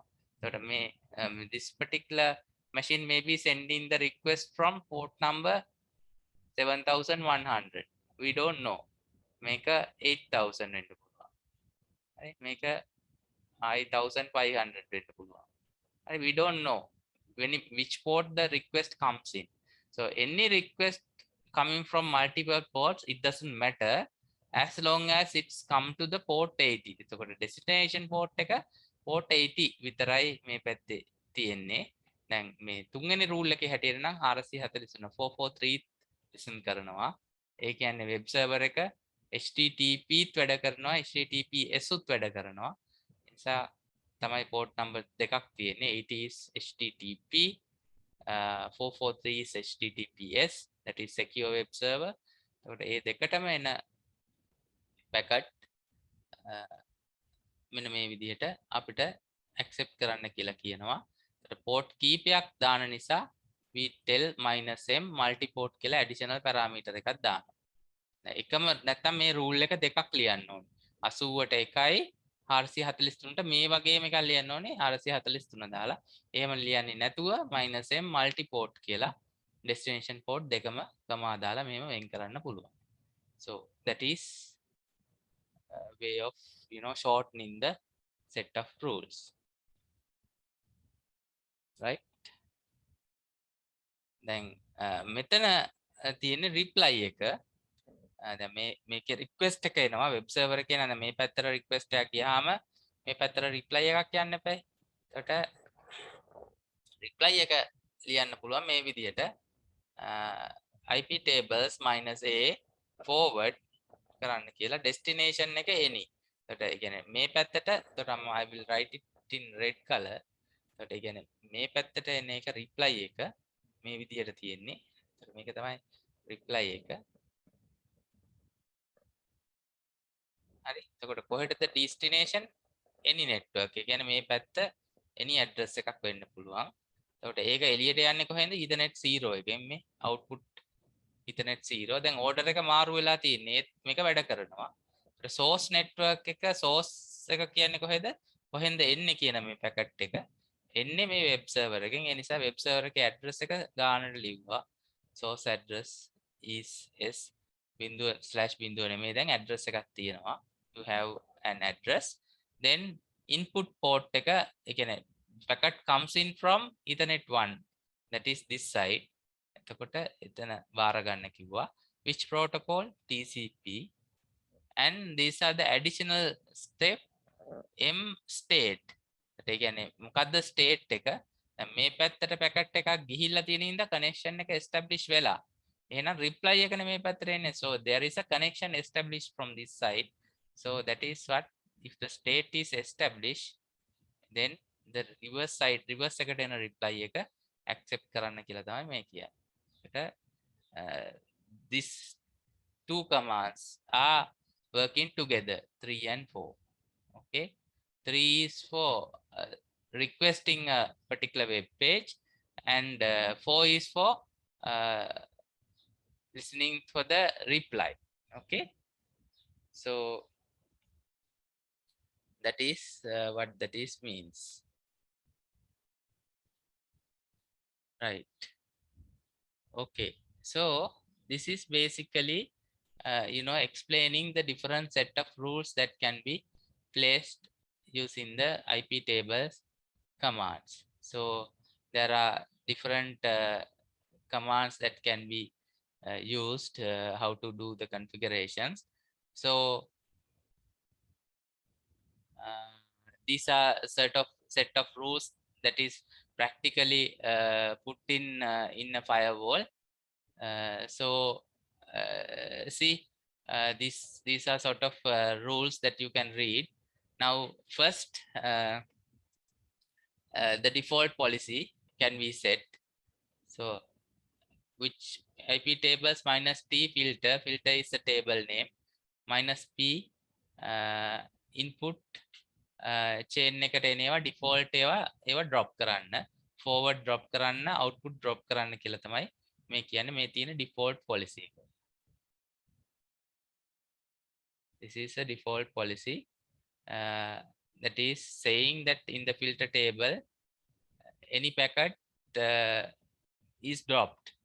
Forward packet dropped, output dropped without matching the rules.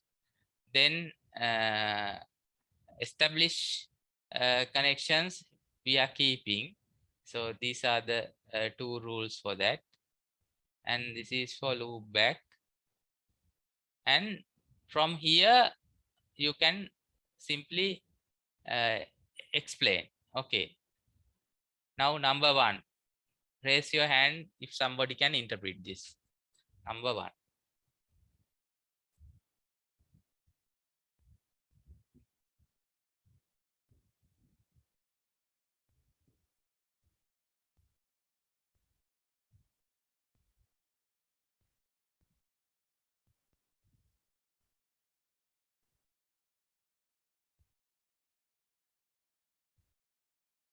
හරි මේ වැඩේ නොතේරෙන අය අත උස්සන්නකෝ බලන්න ඉස්සෙල්ලා. කියවන්න දන්නේ නැති අය.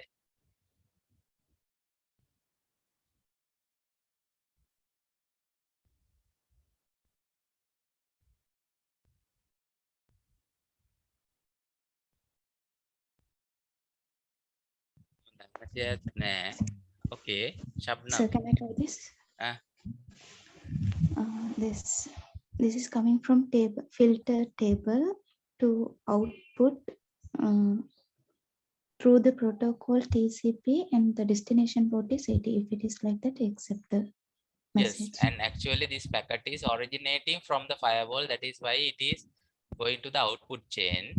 And if any packet which is originating from the firewall, which is going out to the port number 80 is through the TCP protocol is accepted. So correct. You know, you are you have tried it. Okay. So what about the second one? It is if it is originating from the firewall, if it's for input message through the protocol TCP to the destination port 80, we must accept that. Yeah, that means that any packet coming to the firewall, input is coming to the into the firewall, which is coming through the TCP protocol, and to the port number 80 is accepted. Okay, so that is fine.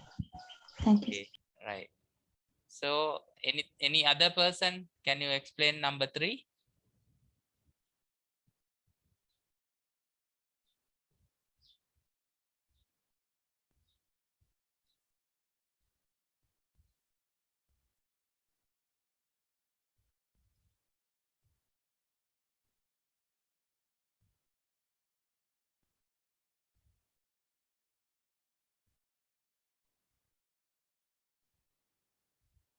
So shall I try it? Yeah, sure. Uh, the packet is coming from IP firewall, coming from my firewall Correct. to the output chain, Yeah, output chain. Yeah. which has TCP protocol, destination port 20 to 21. Yes. Should be accepted. Yes, should be accepted. Correct. Now, actually, this port 2 ports numbers are used by the FTP protocol. Okay, that is why this hash FTP is there. So now, if the firewall is trying to access FTP sites outside, then that should be allowed.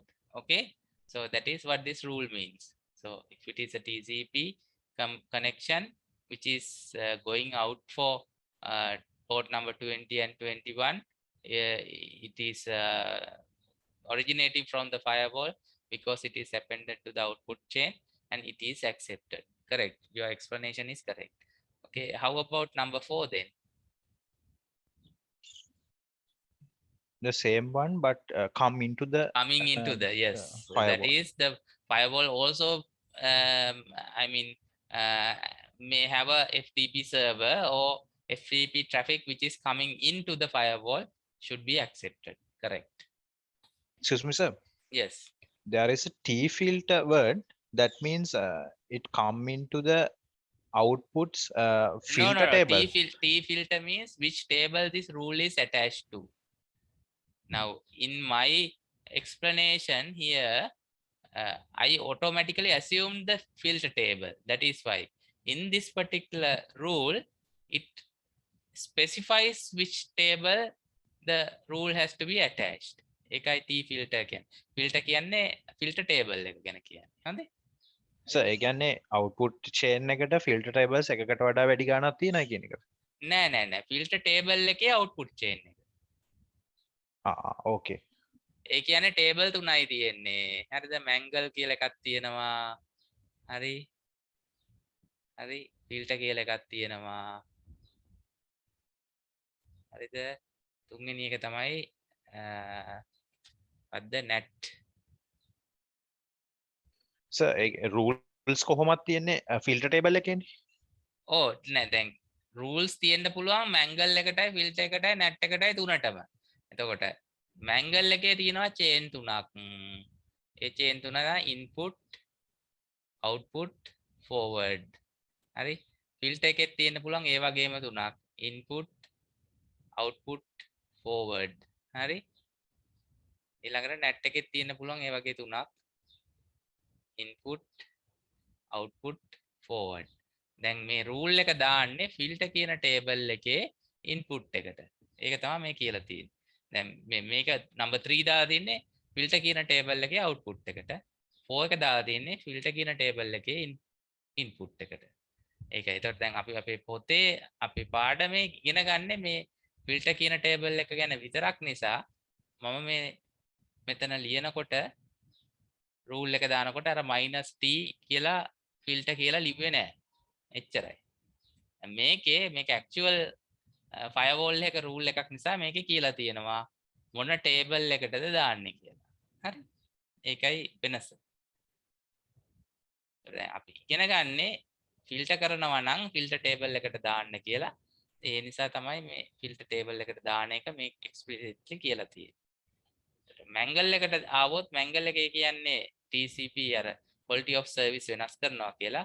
net කියන table එකට rule එකක් දාන්න වුණොත් source address එක හරි destination address එක හරි වෙනස් කරනවා නම් තමයි net table එකට දාන්නේ.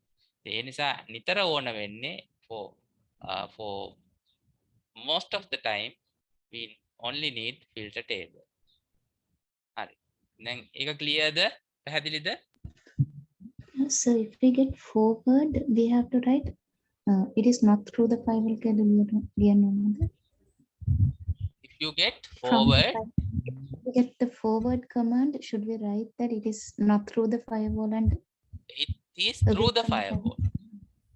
Yeah, through the firewall, but not into the firewall. Not into the firewall, yes. Packets are coming to the firewall itself is filtered by the input chain. Packets are generated by the firewall and going out is filtered by the output chain. Packets are going through the firewall to some other place is managed by the forward chain. ඔන්නෝක මතක තියාගන්න එච්චරයි. That's it. Thank you, sir. Now, how about 5? I want some other people to talk. එහෙම නැත්නම් යාළුවා මේ day school එකේ ඉන්නවා කියලා වෙන වැඩවල නේ? එහෙම වෙන්න පුළුවන්.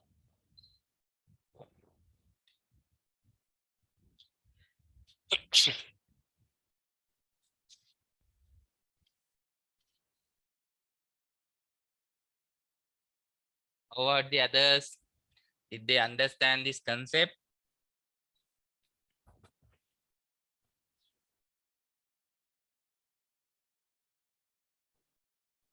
Nobody talking. Okay. Anyway, so these are the different protocols with the ports, the same thing, and input and output only is mentioned here. This is actually rules for the tables, which is for the firewall, and no forward is here. Excuse me, sir. Yes. So if we get a code 20, that colon sign and 21, we have to write 20 to 21 destination port. If we get a comma, We'll write 20 and 21 port. Is it like that? Yes, if you put a comma, then you have to put additional parameter called multiport. Here it's given minus Previous. m multiport destination port 80 comma 443. Okay, That means 80 and 443 port. both. Yeah. Okay, sir. Thank you, sir. excuse me sir. Yes. Sir මෙතන එතකොට IMAP POP3 කියන්නේ මේ විදිහට ලියපු protocol ද? Oh, then POP3 කියලා කියන්නේ මේ email server එකක. ඔව් එතකොට මේ විදිහට ලියලා ඒ කියන්නේ ඒවා ලියලා තියෙන්නේ මේ විදිහට මේ දෙක තමයි ඒ protocol එක. ඔව්. ඒ කියන්නේ mail එකක් read කරන්න තියෙන protocol එකත් output යවන්න තියෙන protocol එකත් ඒ දෙක තමයි මේ තියෙන්නේ මේ SMTP කියන්නේ sending වලට තියෙන එක. POP3 කියන්නේ mail fetch කරන එක. IMAP කියලා කියන්නේ mail server එකේ තියාගෙනම access කරන එක, like Gmail. Mails are there now. You just have a web interface now. So that is there. If you have an Outlook like client, you use POP3. Mail client in a Thunderbird ඔය කිය තියෙන client mail download වෙනවා නම් POP3 කියන protocol එක. Mail send කරන්නේ SMTP එක. Mail web based mail, webmail any type like Yahoo, Gmail ඕනම එකක් වැඩ කරන්නේ මේ protocol එක. සර් කියන්නේ protocol එකක් කියන්නේ firewall එකට ලියපු code එකක් කියන එකද? නෑ protocol එකක් කියලා කියන්නේ server client කෙනෙකුයි server එකයි අතර communication කරන්න agree වෙච්ච rules set එකක් protocol. Okay sir, thank you.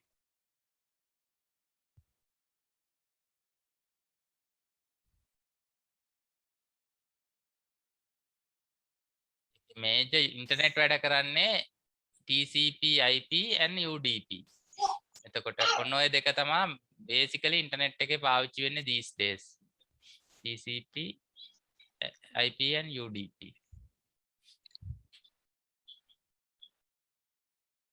So that's about it, about putting the firewall rules. Then you do the past papers and different rules are there. Everything can be explained from the things that is mentioned in the book. පොතේ තියෙනවා ඔක්කොම explain කරන්න උවමනා කරන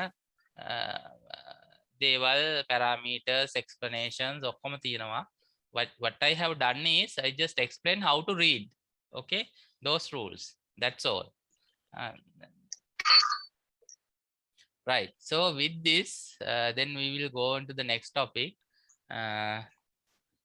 And there are now one thing that you have to do is in a computer network, you have to monitor the network in order to see whether there are correct things happening or any unwanted things happening, or if there are virus distributors in the network, like certain computers never get Windows update, so virus guard never gets updated.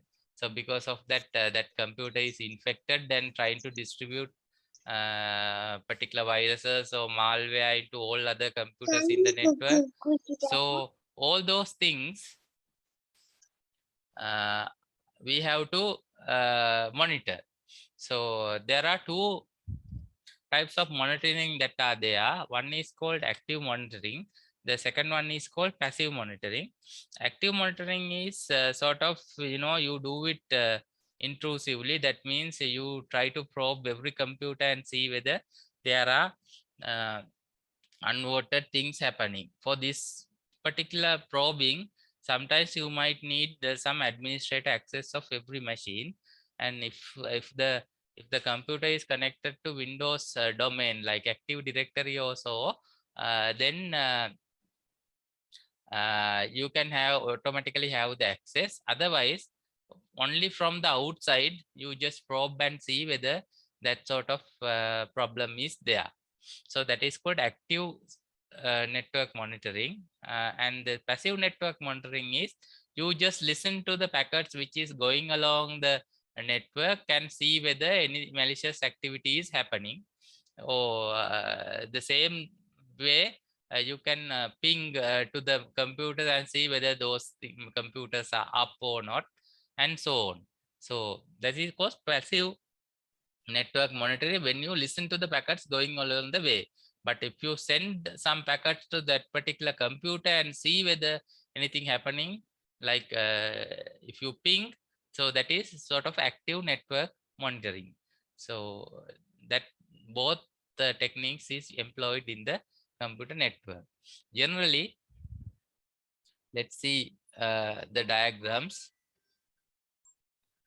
Give me a second, please.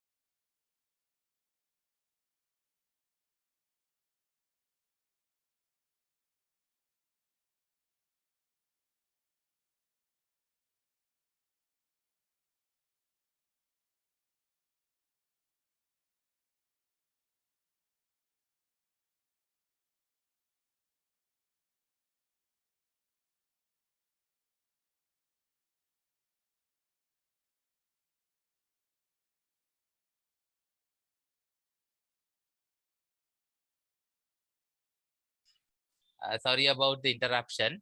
So this particular device is called advanced IP scanner. And first of all, I have to advise you, you can freely download this tool, but don't use it in your office computer in order to scan this. The network administrator will come behind you and ask you questions. Okay, what are you doing? Okay, so this particular tool, then you should say that network teacher has instructed me to use this. එහෙම කියන්න බෑ. හරිද? ඒ නිසා don't use this unless you are authorized to do so. Okay, so this particular tool actually is used to find what are the which computers are on and which computers are off in a given network. So if you use this tool and given the range, then it will allow you to see which computers are up. Now, as this diagram says, this particular IP address, the machine which is given this IP address is dead, and which is in the tick, it is up. So likewise, and even the name can be if the name can be resolved, the name also being displayed. So likewise, you can do some actions on the particular machines selected. So first you find out whether it is on. Then after right-clicking on one of those machines, you can just see what are the actions that you can do on that particular machine. So this is one of the network scanning tools that is available free. You can download. Version 1.5 is old. Now there are newer versions actually. Now this the second one is called GFI LANguard. This is actually a security scanning tool. This is pretty much, I mean, this is a commercial one. So if you have an access to the computers and with the usernames and so on, then this tool can be used from a single place. You can scan every computer in your network and find out which computers, which ports are open, what services are running, whether Windows subnets are installed, what are the software that is there, and even the hardware. Okay, what are the devices that is connected, everything, and what are the users, what are the file shares you have. Everything can be gathered from a single place. So this is pretty comprehensive tool, and on the side pane you can see whether the Windows vulnerabilities, the updates are not installed, and whether the severity of it. So likewise, so this is a pretty nice tool, and it's a commercial one. But if you can afford, the system administrators can, don't have to go to all the machines. They can simply from their machine, they can check whether Windows updates are installed or not, and many other security threats are there. And there is another free version, not as comprehensive as this, but there are additional features also there, which is called Nessus. This is also having a newer version. So this is a free tool. You can scan your network if you have the access to see whether there are security vulnerabilities or not. So this is actually this screenshot is pretty old, but there are many newer versions are there. So this particular tool is used by many security analysts in order to generate the threat assessment of a computer network. And this one is called Wireshark, which is called passive network analysis tool, which collects the packets which is going on the way. As you can see, source address and the destination address, and what is the protocol being used, whether it is a www web request, and everything can be there, right? So because of that, we have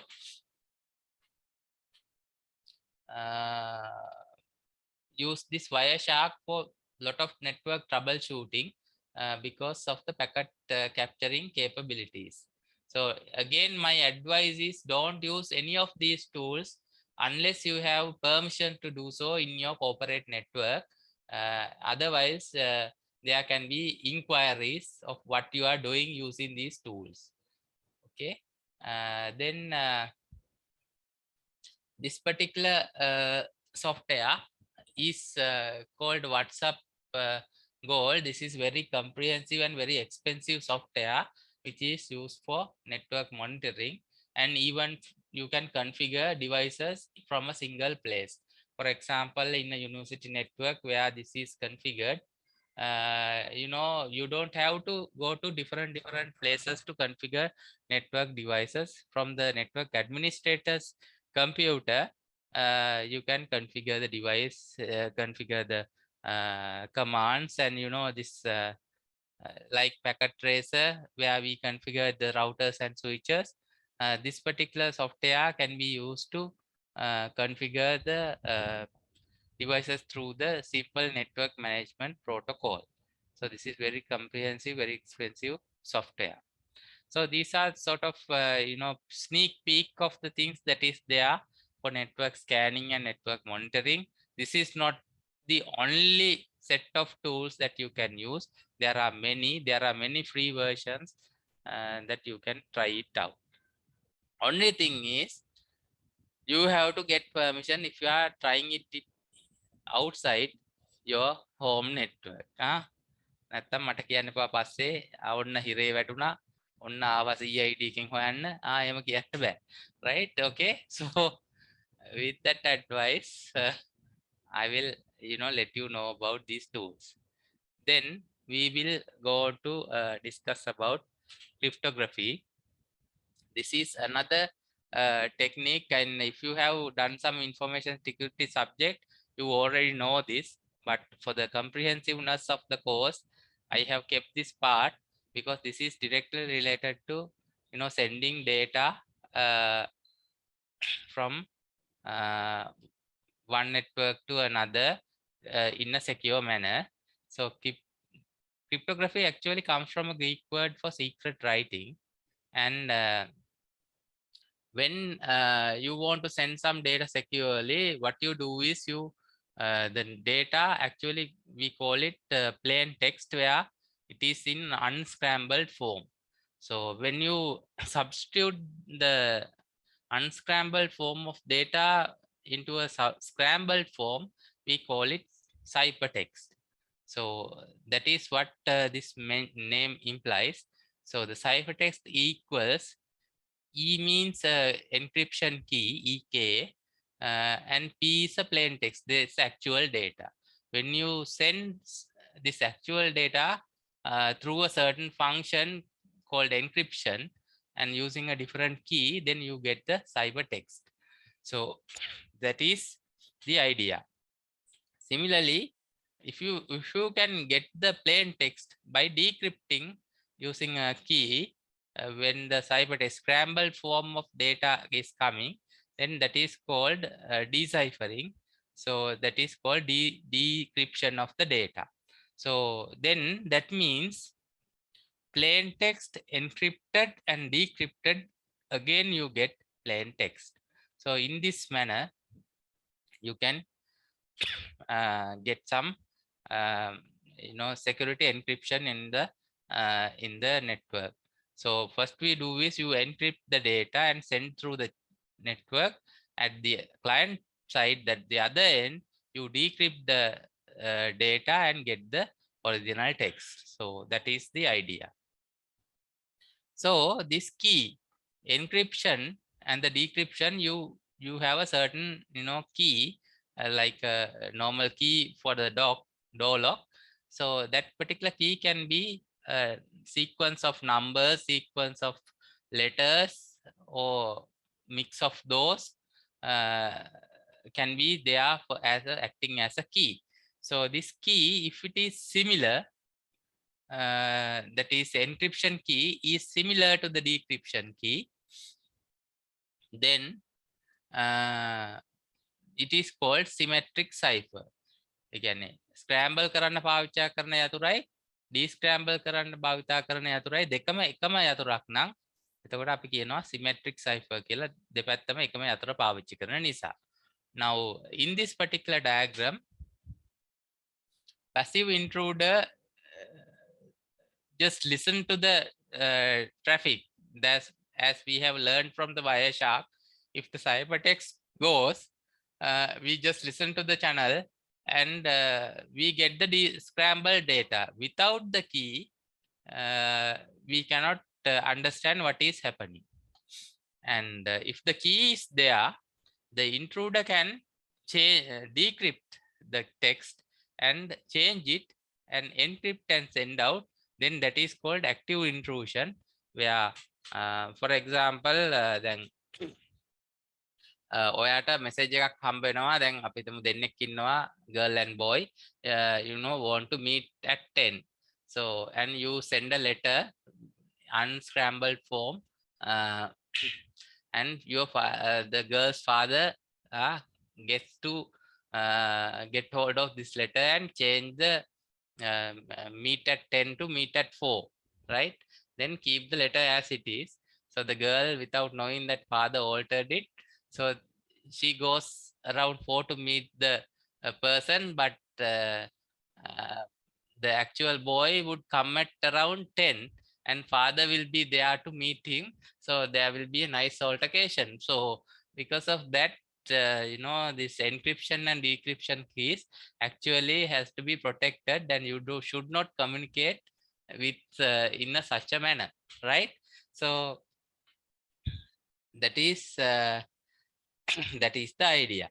So now this encryption keys and decryption keys has to be kept secure, whereas ciphertext can be there in the open. Plain text is only known to the sender, and in the middle you have the ciphertext. At the end you get the plain text if you have the those two encryption and decryption keys. So this is particularly important. There's a rule, there's a principle mentioned in this cryptography, which is called Kirchhoff's principle. All the encrypting technique and the decrypting technique has to be public domain. That is, technique has to be open, but keys has to be secret. So that is the rule. Algorithm එක ඒ කියන්නේ මෙහෙමයි encode කරන්නේ මෙහෙමයි scramble කරන්නේ කියන එක public knowledge එකක්. ඒක හැමෝටම දැනගන්න පුළුවන් වෙන්න ඕනේ. හැබැයි the key යතුර secret එකක්. ඒ විදිහට තමයි Kirchhoff's principle එක කියලා තියෙන්නේ. The art of breaking ciphers called cryptanalysis. එතකොට දැන් cipher කියන්නේ scramble කරලා යන text එක decipher කරන්න පුළුවන් නම් ඒ කියන්නේ ඒක break කරන්න පුළුවන් නම් break කළා actual plain text එක ගන්න පුළුවන් නම් ඒකට කියනවා cryptanalysis කියලා. In World War II actually this cryptanalysis was done in order to find out what are the messages sent by the Nazi Hitler to their commanders, and everybody is listening. So and this finding this breaking the ciphers and getting the process of getting this plain text is called cryptography. Cryptology කියන්නේ the art එක, the particular art is called cryptology. Okay, so now next of course we will learn about few ciphers. First is called substitution ciphers. Substitution cipher means in the plain text, for example, if the certain message in plain text, it can be just shifted by another letter or substituted by another letter. For example, this particular substitution cipher is first used by the Julius Caesar to commanding their army. So what they have done is they just substitute some different letter for a original message. For example, A becomes D, B becomes E, C becomes F, and so on. So if there is a A in the original text, it will become D.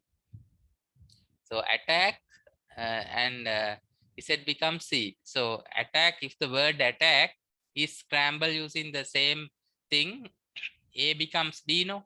So it will start as D, and T becomes W, T becomes W, and again A becomes D, and F becomes C.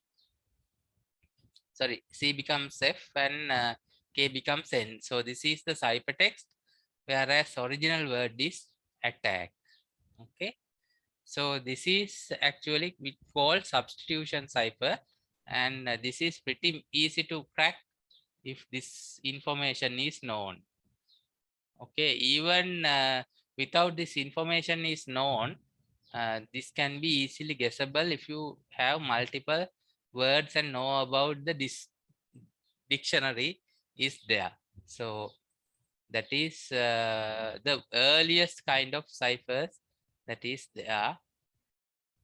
And this transposition cipher is a substitution of ciphers and preserve the order of the plain text. So this transposition ciphers sort of little bit hard to crack than the substitution ciphers, but it also can be crackable if the key is there. So this is actually one of the questions that is being asked at the examination. So first thing you have to do is now listen carefully. So I'm going to explain this how it is being done, right? So now this is the original message. Please transfer $1 million to my Swiss bank account 622. So it is written without any spaces. Okay, so this is the original text. So the key is key use here is megabuck. So in order to select the key doesn't have to have the same letter in two places. So as you can see, megabuck, no English letter is repeated. Okay, so if you write it like this, megabuck, and this plain text in this manner, in the order, please transfer 1 million, like this in the order, and 622, after writing 622, the rest of the things can be filled A, B, C, D, like this, in order to get the full matrix. And then these are the order of characters based on the English alphabet. A is number 1, B is number 2, then the third letter C is number 3, and E is the next letter, so we number at 4. Likewise, we write the order here, and we take the column like this. Horizontally we write, then take vertically the column and rearrange it as ciphertext. For example, so if you have a if you take this column which is first letter A, F, L, L, S, K, S, O. See, A, F, L, L, S, K, S, O. It is ordered like this. Then second one is S, E, L, A, W, A, I, A. So S, E, L, A, W, A, I, A. Likewise, you can take the ciphertext. So if you have given a plain text, if you have given a keyword, then you can easily come with the ciphertext. And if you have been given a ciphertext, and if you have given a keyword, what you can do is you first count the letters. Listen carefully. Yeah, this is how to rearrange, get the same one. First you write the keyword here, then get the order here like this, right? Then what you do is you take the ciphertext and divide it by count the number of letters here, and divide it by number of letters in the keyword, right? So 1, 2, 3, 4, 5, 6, 7, 8, and you count here 1, 2, 3, 4, 5, 6, 7, 8, 9, 10, 11, 12, 13, 14. Likewise, you count the entire thing and divide it by number of letters. Then you take a block based on the division. Say if it is how many letters, 1, 2, 3, 4, 5, 6, 7, 8, 9. Then you take 9 character blocks and organize it in the order like this. First one is placed on the number 1 here. Second one placed on the number 2 here. Third one is placed on the number 3 column here. Likewise, after you reorder, then you can easily get the plain text, right? So this is the way that you have to do it. And this kind of a question is asked at the examination most of the time. So if you practice, last year's question had the problem, but previous years actually you can easily do this activity and see, and there can be many experiments that you can do with the transposition ciphers. So there are many such cipher techniques there, but some are difficult mathematics involved, so I am not going to into detail. If you are interested, you can easily read those. Then these are the symmetric key algorithms. As I have explained, the same key can be used to encrypt and decrypt. And these are the different people who have invented those encryption techniques. So Blowfish algorithm, Bruce Snyder. It is old but slow, but the key size is 1 to 448 bits. And there is a DES data encryption standard. This is 56 bits.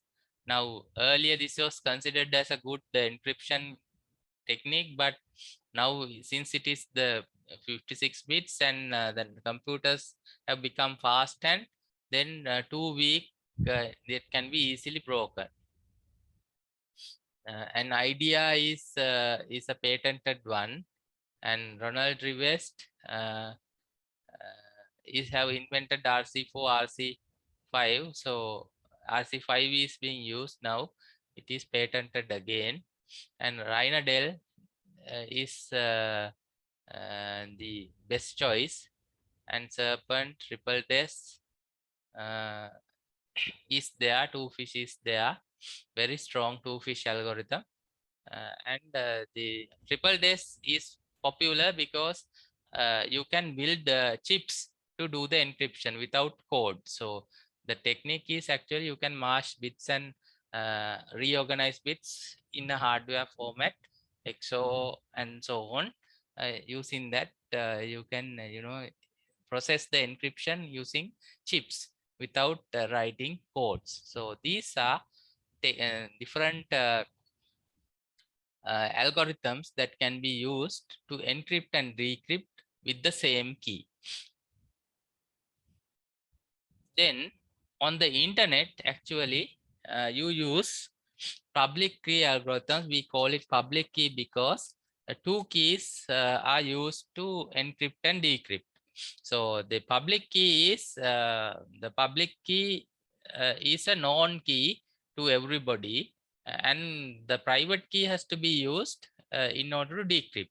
If you encrypt using public key, private key has to be used to decrypt it. If you encrypt using private key, you have to use public key to decrypt. එතකොට ඒක pair එකක් විදිහට තියෙන්නේ. You generally it is there as a pair. Both keys are required in order to encrypt and decrypt. එතකොට ඒ දෙක තියෙන්නේ දෙන්නෙක් ගාව නම් if both parties required to encrypt and decrypt and find the message. So this is the requirement is plain text encryption key එක use කරලා encrypt කරාම decryption key එක use කරලා decrypt කරාම plain text එක එන්න ඕනේ. That is encryption key are the same rule. It is exceedingly difficult to deduce D from E. That is encryption key එකෙන් decryption key එක ගන්න බැරි වෙන්න ඕනේ. And E cannot be broken by a chosen plain text attack. Encryption key එක the encryption key cannot be broken. So all these three properties are there. It can be a public key algorithm, and it is called asymmetric because two keys are used. And this is the technique of generating such a key, which is called RSA technique. We use two prime numbers, large prime numbers. ප්‍රථමක සංඛ්‍යා කියලා අහලා තියෙනවානේ. So you took large prime numbers P and Q, and then you take n as P and Q, and Z is P minus 1 into Q minus 1, and then choose a number relatively prime to Z and call it D, and find E such a way that E into D equals 1 mod Z. This is the technique of generating encryption key and decryption key. So E is encryption key, D is decryption key. So this is the RSA technique. I am not going to go into detail because then this would be a mathematics class, but I will explain about the users of such an algorithm. Actually, every computer which is used using a digital signature and what you call this secure shell. Everything uses this public key, private key encryption, and that is most commonly used in the internet today. And this is how the digital signature is verified. So what you do is, if you want to if you send a message from party A to party B, right? What would happen? So first is give your public key to the sender. එතකොට මගේ public යතුර දෙනවා කවුරු හරි මට message එකක් එවන කෙනාට. I will give my public key to my sender. Then sender uses my public key to encrypt the message. එතකොට plain text එක මෙයා එවන sender එවන message එක මගේ public key එකෙන් තමයි encrypt කරලා එවන්නේ, and it's sent to me, and ciphertext will come through the network. Then I will get the ciphertext. Then if it is encrypted using my key, then I can use my private key and the passphrase to decrypt the ciphertext, and I get the message. So එතකොට මට පණිවිඩයක් එවනවා නම් මගේ public key එකෙන් මේව කරලා එවුවොත් encrypt කරලා එවුවොත් ඒක මට විතරයි decrypt කරන්න පුළුවන් මගේ private key එකෙන්. එතකොට message can be secured because my public key, if the message is encrypted using my public key, I can decode using my private key, not anybody else. So that is the way of sending messages securely through the internet. The second thing is whether how do you verify the sender? So the other technique is, if A is encrypt that particular data using their private key, and that message is coming to me, and if I know A, and if I know A's public key, then I can decrypt and see whether that has a real meaning. So if it is a real meaning, that is the data is sent by party A. So that is the other way around. එවන කෙනාවත් අපිට මේකෙන් අඳුන ගන්න පුළුවන්. එතකොට එවන කෙනාගේ private key එකෙන් මේක යතුරු දාලා එවුවොත් එවන කෙනාගේ public key එකෙන් විතරයි ඒක හරියට decode කරන්න පුළුවන්. එතකොට public key එක IT A කියන කෙනාට කියලා දන්නවනම් එතකොට ඒ හරි යතුරෙන් ඇරියාම විතරයි data එක ගන්න පුළුවන්. එතකොට ඒකෙන් අපි දැනගන්නවා මේ message එක එවලා තියෙන්නේ හරියටම A කියලා. ඔන්න ඕක තමයි concept එක. හරි. එතකොට ඔන්න ඔය විදියට public key algorithm දෙක පාවිච්චි කරන්න පුළුවන්. You can use the public key technique to send messages securely as well as verify the sender. So that's all about the security section, and I hope I have done this day schools without much breaks, but I hope you have understood the concept and you would do this particular transposition ciphers, decryption and all, and see whether it works or not using the past papers. Hope everybody understood this, and I will try to upload this particular recording to the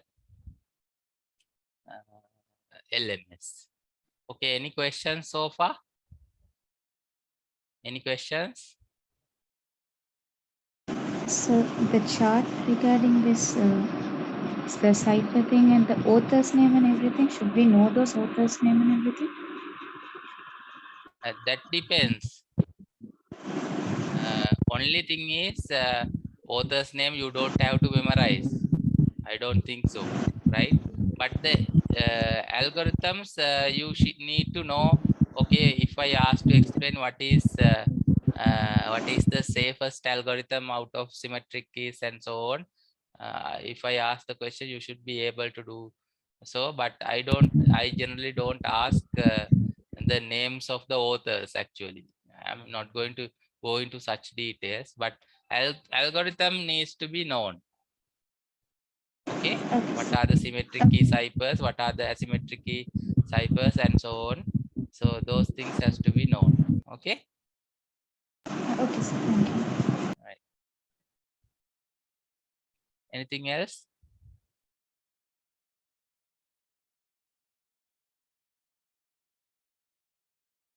Any other questions?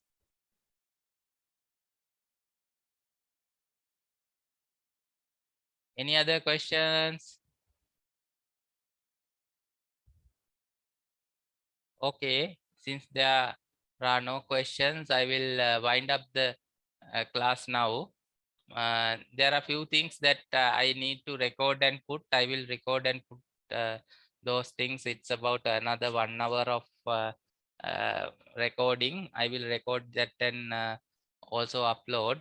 It's about this Windows networking stuff. Other than that, I think I have covered everything which is needed to be done.